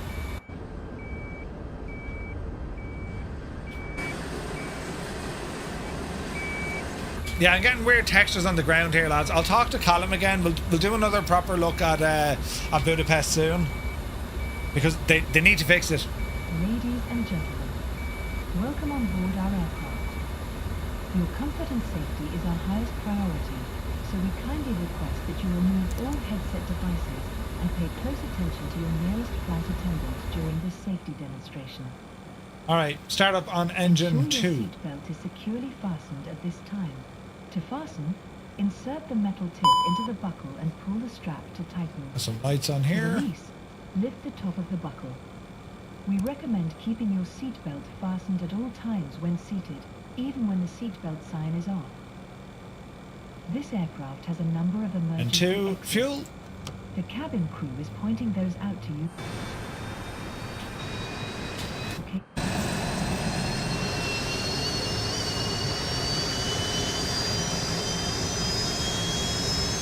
To use, pull the vest over your head, fasten the straps around your waist.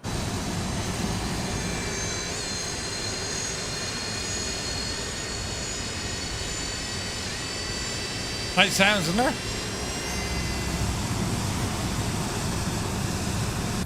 Alright, go for start number 1. Cabin pressure, oxygen masks will drop from the panel above your seat. Pull the mask down firmly to start the flow of oxygen. Place it over your nose and mouth and breathe normally. Be sure to secure your own mask before assisting Is on others. 2.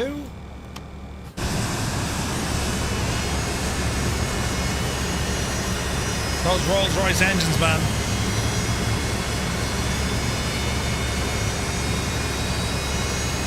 Isn't that gorgeous looking?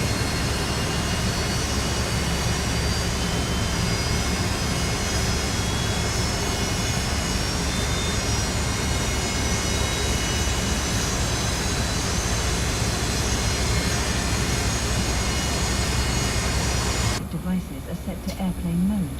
Okay, engine coming up. For takeoff. Large devices And in such as master switch, you can probably laptops turn must be off stowed now. in the overhead She looks stable. bins or under the seat in front of you. A safety card is located in the seat pocket in front of you.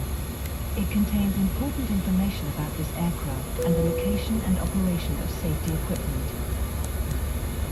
At this time, please ensure your seat backs and tray tables are in their fully upright Okay, position. looks good. Your Looks seat belt good. is fastened, and all carry-on items are properly stowed. Gents are good. Thank you for your attention. We hope you have a great flight. Man, the amount of switches, this thing is class, man. I didn't get IRS alignment, but we'll try not to worry. Now, let's see. Flaps are next.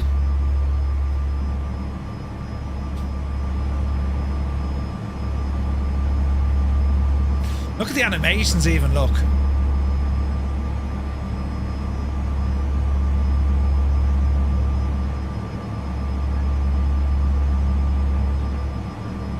Very, very nice.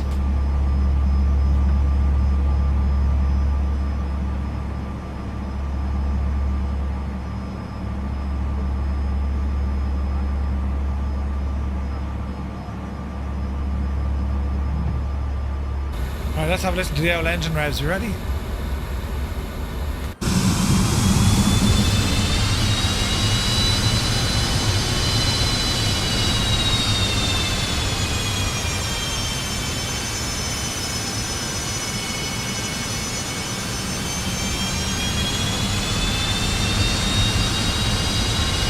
Mind your ears!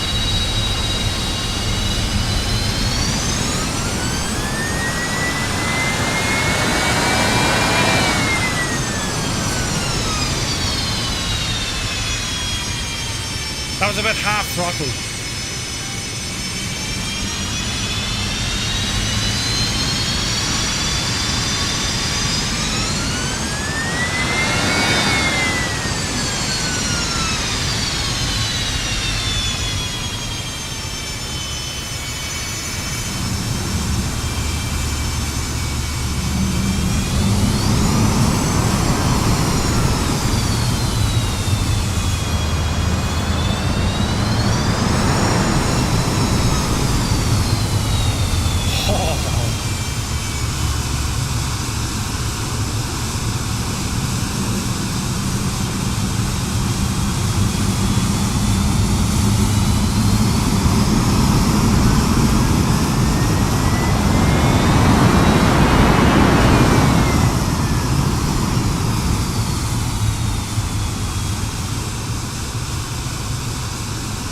Man alive, isn't that deadly? Right, we'll run it forward a little bit.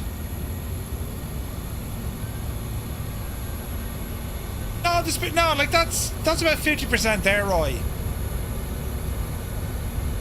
That's good, Big Al, doesn't it? Yeah, this is really good, Jersey Pilot. This is really good. Just Right have done such an incredible job here. Check out some of the night lighting as well. Like, this thing is just top brass, isn't it? Look at that. Look at the friggin' lighting here, look. Isn't that gorgeous?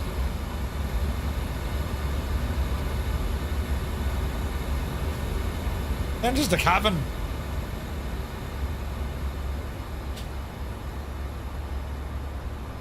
Very pretty, isn't it?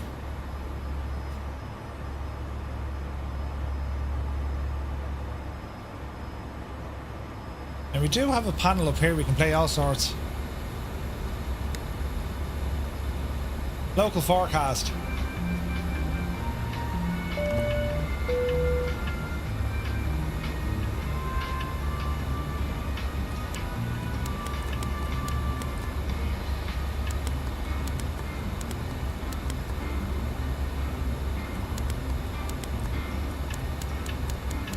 Isn't that ridiculous?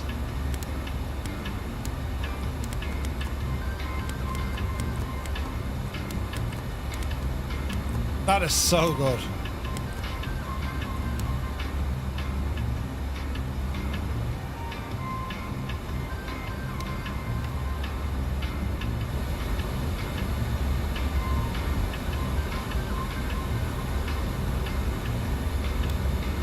And so there's all our lights.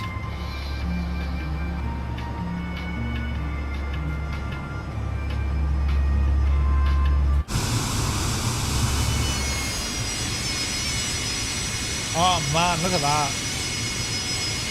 Absolutely gorgeous. Go back out to Jemima here and turn off that shagging radio. Fish. Like, look at the lighting in here, lads. Isn't that superb, look? Look at that.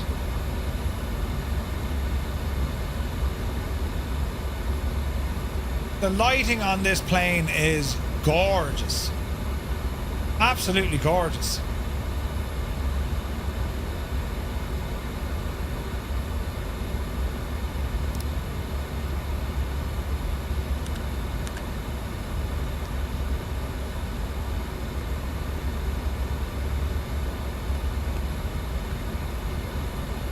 Ah, Jesus, look. Now, isn't that absolutely impressive? Jesus, that's some of the best lighting I've seen in the sim. You're planning on picking up something from Wind Control sale, but this, look at that lighting. Have you ever seen anything like it, lads? That is so impressive. Jeez, they've nailed that, haven't they? Nailed it. Unbelievable. That's insane. How does it handle SimBrief? It can handle it. It can handle it. They have their own SimBrief profiles available as well, Scott.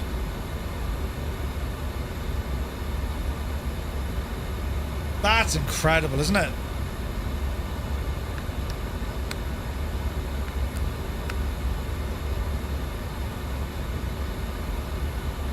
Man, I'm really impressed with the lighting. How does your sound moving?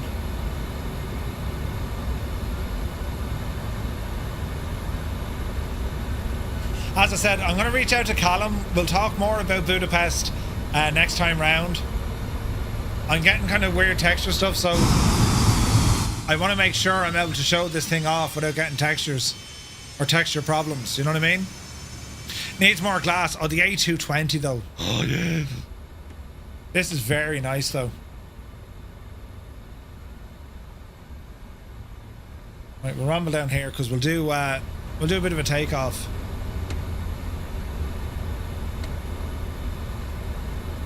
Shirking our responsibilities, but sure, listen, it's me, lads, you know the crack. Auto throttle, autopilot.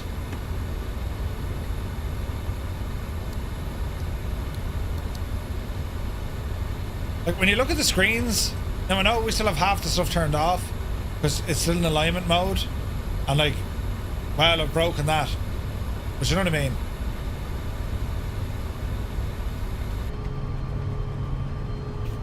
We're about halfway up the runway.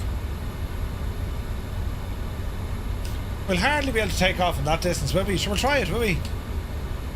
Now, this is capable of not flaps, so because we're at short runway, let's see what happens here, will we? This is stupid. Loads of warning. Thrust set.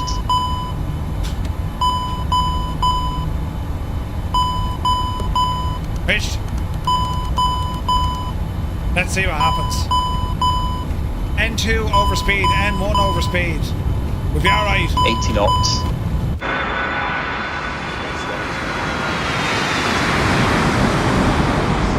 Mr. Calling is a real pilot. Oh Jesus, don't career off the runway, Murphy. Yeah, nothing to see here, lads.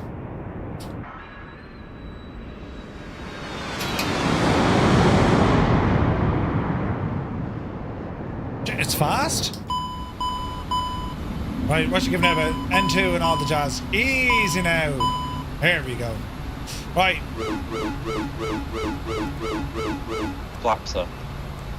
That's the trim. That's cool, isn't it?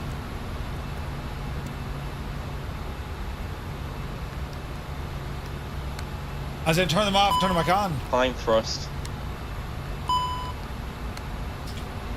Yeah, I don't know. I'll need to sit down with it properly to go through the proper alignment. This is purely just giving you an idea of kind of how she's put together. You know what I mean?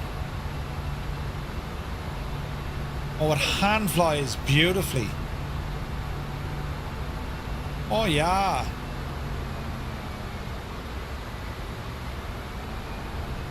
Great sounds on this as well, man. Look at that for a view. Some of the lads are making comments about being a professional streamer. Alright, lads. The TAE engine are fairly powerful for being fairly small engines. Yeah, like, I mean, look at her speed, look. No, this is purely just giving a look to see, hey, how is the thing put together? Visually, this thing is gorgeous. It sounds incredible. The depth of systems. Like, this is, without a doubt, the finest Just Flight aircraft they've ever produced. 100%. It's gorgeous. And like similarities between that of Airbus, as I said, it's not a million miles away. And the lighting on this in particular is absolutely gorgeous. Like, it's amazing. Takeoff roll on the grass, very professional. Ari, yeah, but sure, listen. We don't do things by the book, or at least all the time. We have to learn it first. Can I land it? That's a good question, Gibbo. Let's find out. We'll try, sure. Hang on. Jeez, the hand flies really well.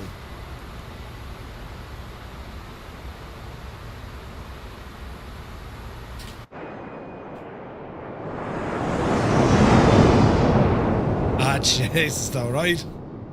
This is class.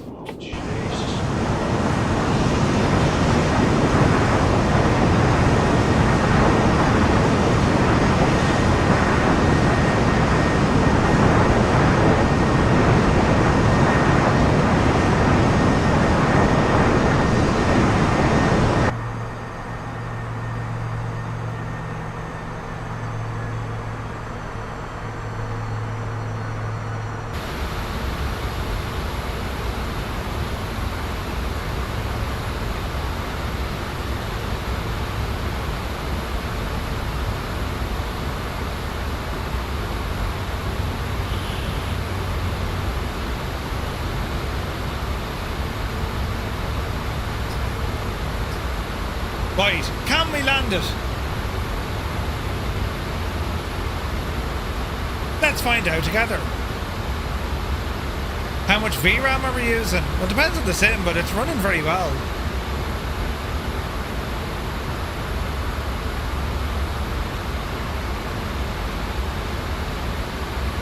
$18.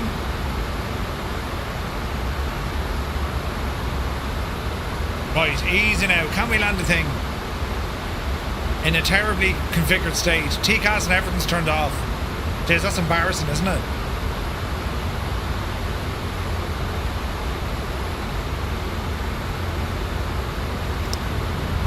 Speed brake. Oh wow, look at the drag there, man. Alright, easy does it. The trucks are on standby.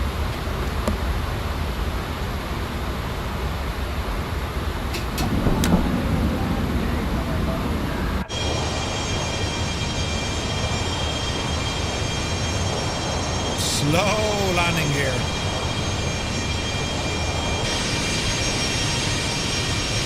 Very slow.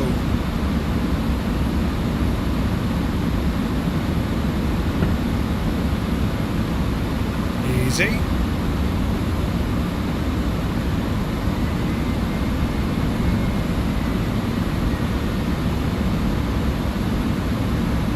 This hand flies really well. You managed to land it at FS weekend, just.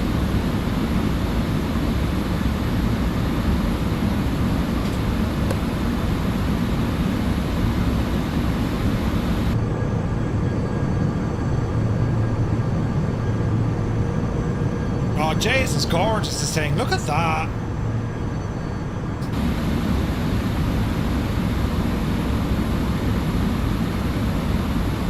Deliberately slow to allow the auto throttle to deal with the drag. Really? Alright, easy now. We will be learning this aircraft. Like, it's definitely an aircraft I'll have on some streams. I want to learn how to fly this. I also need to jump back into the TriStar, the L1011. But as a first, just jumping into it to see what makes it tick. This is really nice. Them views though. Hey Mark, good to see you, bud. Alright, little high.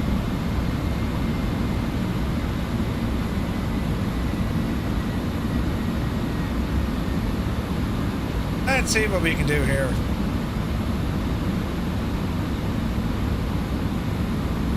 $500. What's the speed?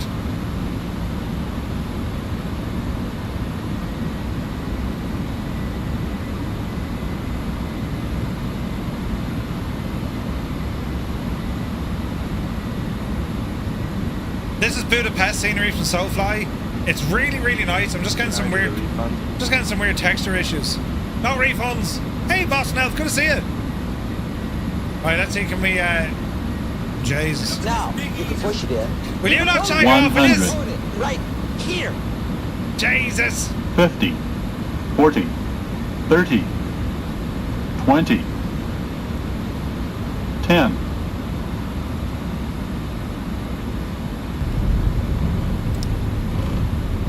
Reverse. Easy now.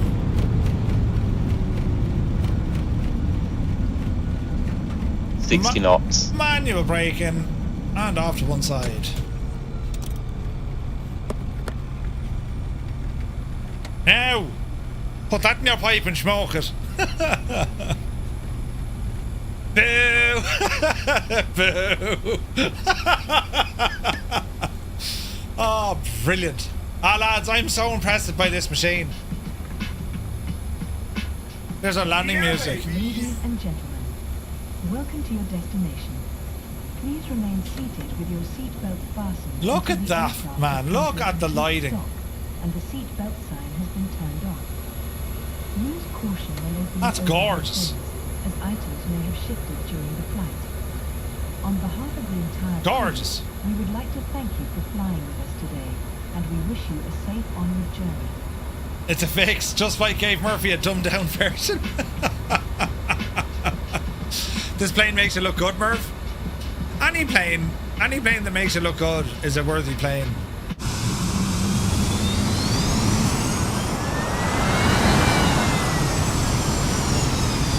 It's very nice, isn't it?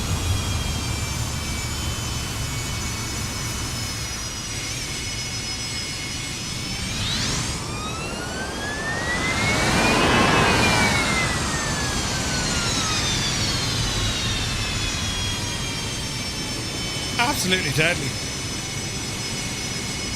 Sounds like a sat nav. Well done, Just Flight. Now, you guys are saying you got an email to say this is due to release tomorrow. This is the F100, the Fokker 100. You can also buy the Fokker 70, or you can get them as a bundle together. Prices have not yet been confirmed. It's been speculated, but not confirmed. But this is gorgeous. Absolutely gorgeous.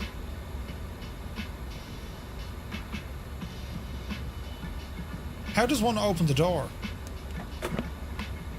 Uh-oh.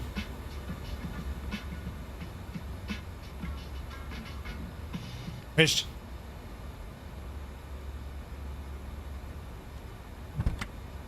Unlocked.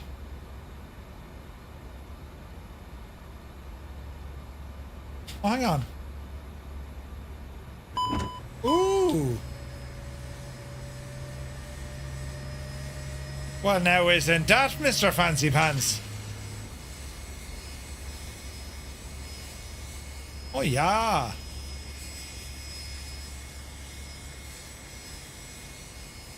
That's pretty cool. Chase, even look at the markings here, look.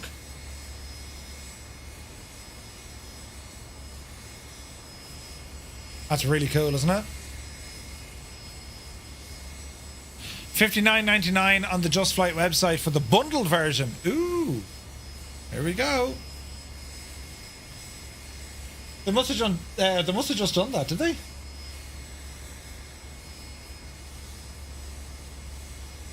Let's have a look.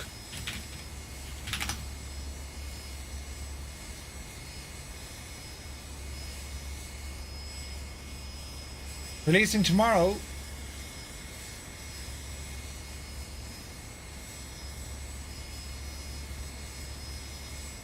A few hours ago. Because if you go onto their website, it just says, look, this is releasing tomorrow.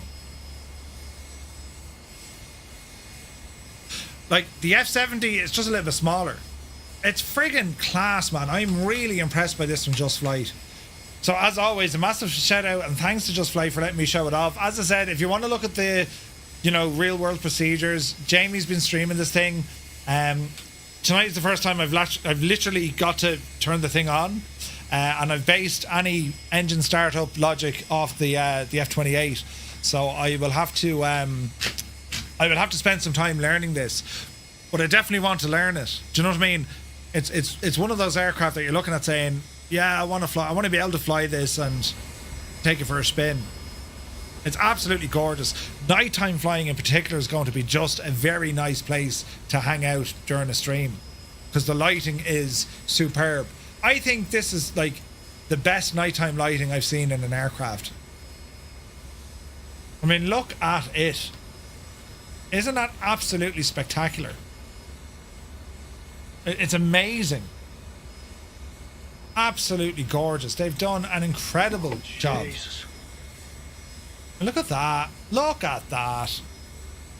Friggin' gorgeous, So, yeah, massive shout out to Just Flight. Lads, it's going to be an uncomfortable week on your wallets with aircraft releases. The Falcon FA50, which is coming out tomorrow. Just Flight releasing their Fokkers.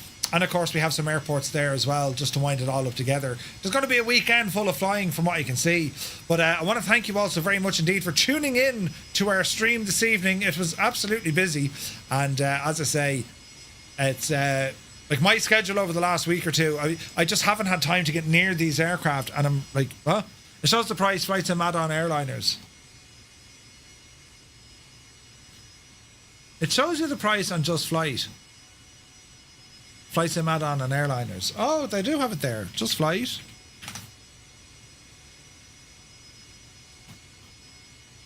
Flight sim add-ons. Airliners. There we go. $71.99 for the bundle.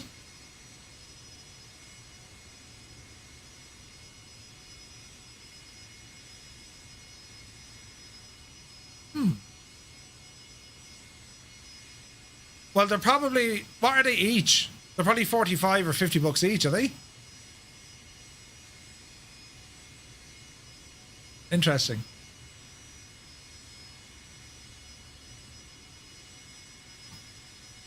Will it be on the marketplace? Eventually, Just Flight will hold it on their own website for a little bit, and then it'll eventually go to third parties, and then eventually it'll end up on the marketplace. Lads, I'm so impressed by it. Like 222 pages of a manual as well. You know what I mean? Black Square is due out this in July. PQ, yeah, July. Incredible, absolutely incredible. But lads, massive thank you. We're back tomorrow morning, weather permitting. We're going to be flying in the Sovereign.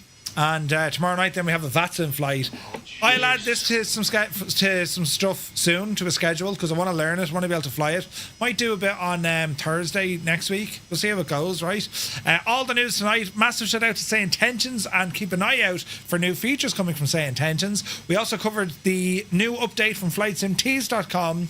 Lower prices and faster shipping coming very, very soon, along with new designs as well, which is great to see. And then we checked out Oshkosh. We're here at Budapest, but I want to make sure the issue isn't on my side, because I've checked forums. No one else is having the issue I'm having, so it's not fair showing off the scenery if it's all glitched out especially if it's my fault. But I hope you can see, even from the little bit we showed you tonight, there's a lot going on here. SoFly make gorgeous sceneries, and they've even included sounds for different parts of the scenery as well, like the tower, inside in the terminal, all different audio files. It's awesome, right? Clear shader cache, yeah, I did all that. As it deleted the scenery index files, uninstalled, reinstalled, did everything. Still happening. Yeah, one of those things. Anyway, see you at Farnborough. But right, lads, enjoy the weather. Thank you so very much indeed for tuning in. And yeah, we'll catch you tomorrow, where there'll be more stuff. And well, you guys are going to be flying in these or the FA50, or indeed, well, something else. So take it fierce handy now, and we'll see you tomorrow.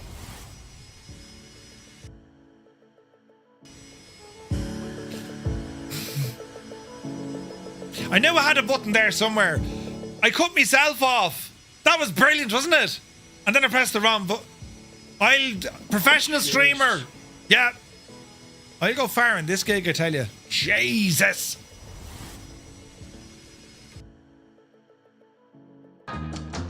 Think about it now, right? I'll sing it for you. Everybody's looking at my tight pants. He's got his tight pants. He's got his tight pants on. I'm actually not wearing tight pants at all. No, they're loosey-gooseys. Do you know, they're the in-house joggings or yoggings. I think it's a soft J. They're the in-house yoggings. Don't panic. Just hope for the best, Murphy. Oh, Jesus. Don't end in all fear and terrible. Yep. Oh. Thinking. Up. Shh.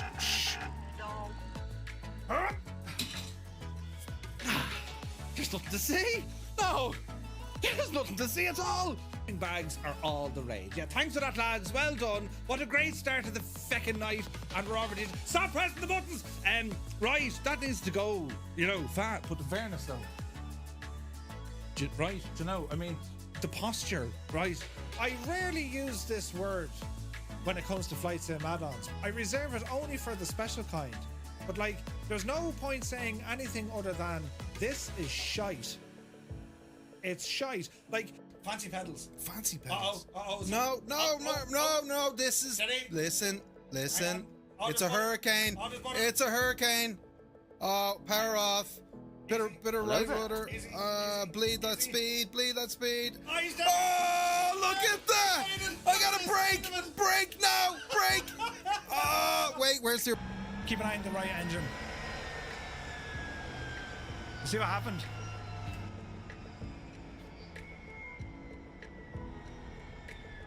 The engine cover just got ingested in.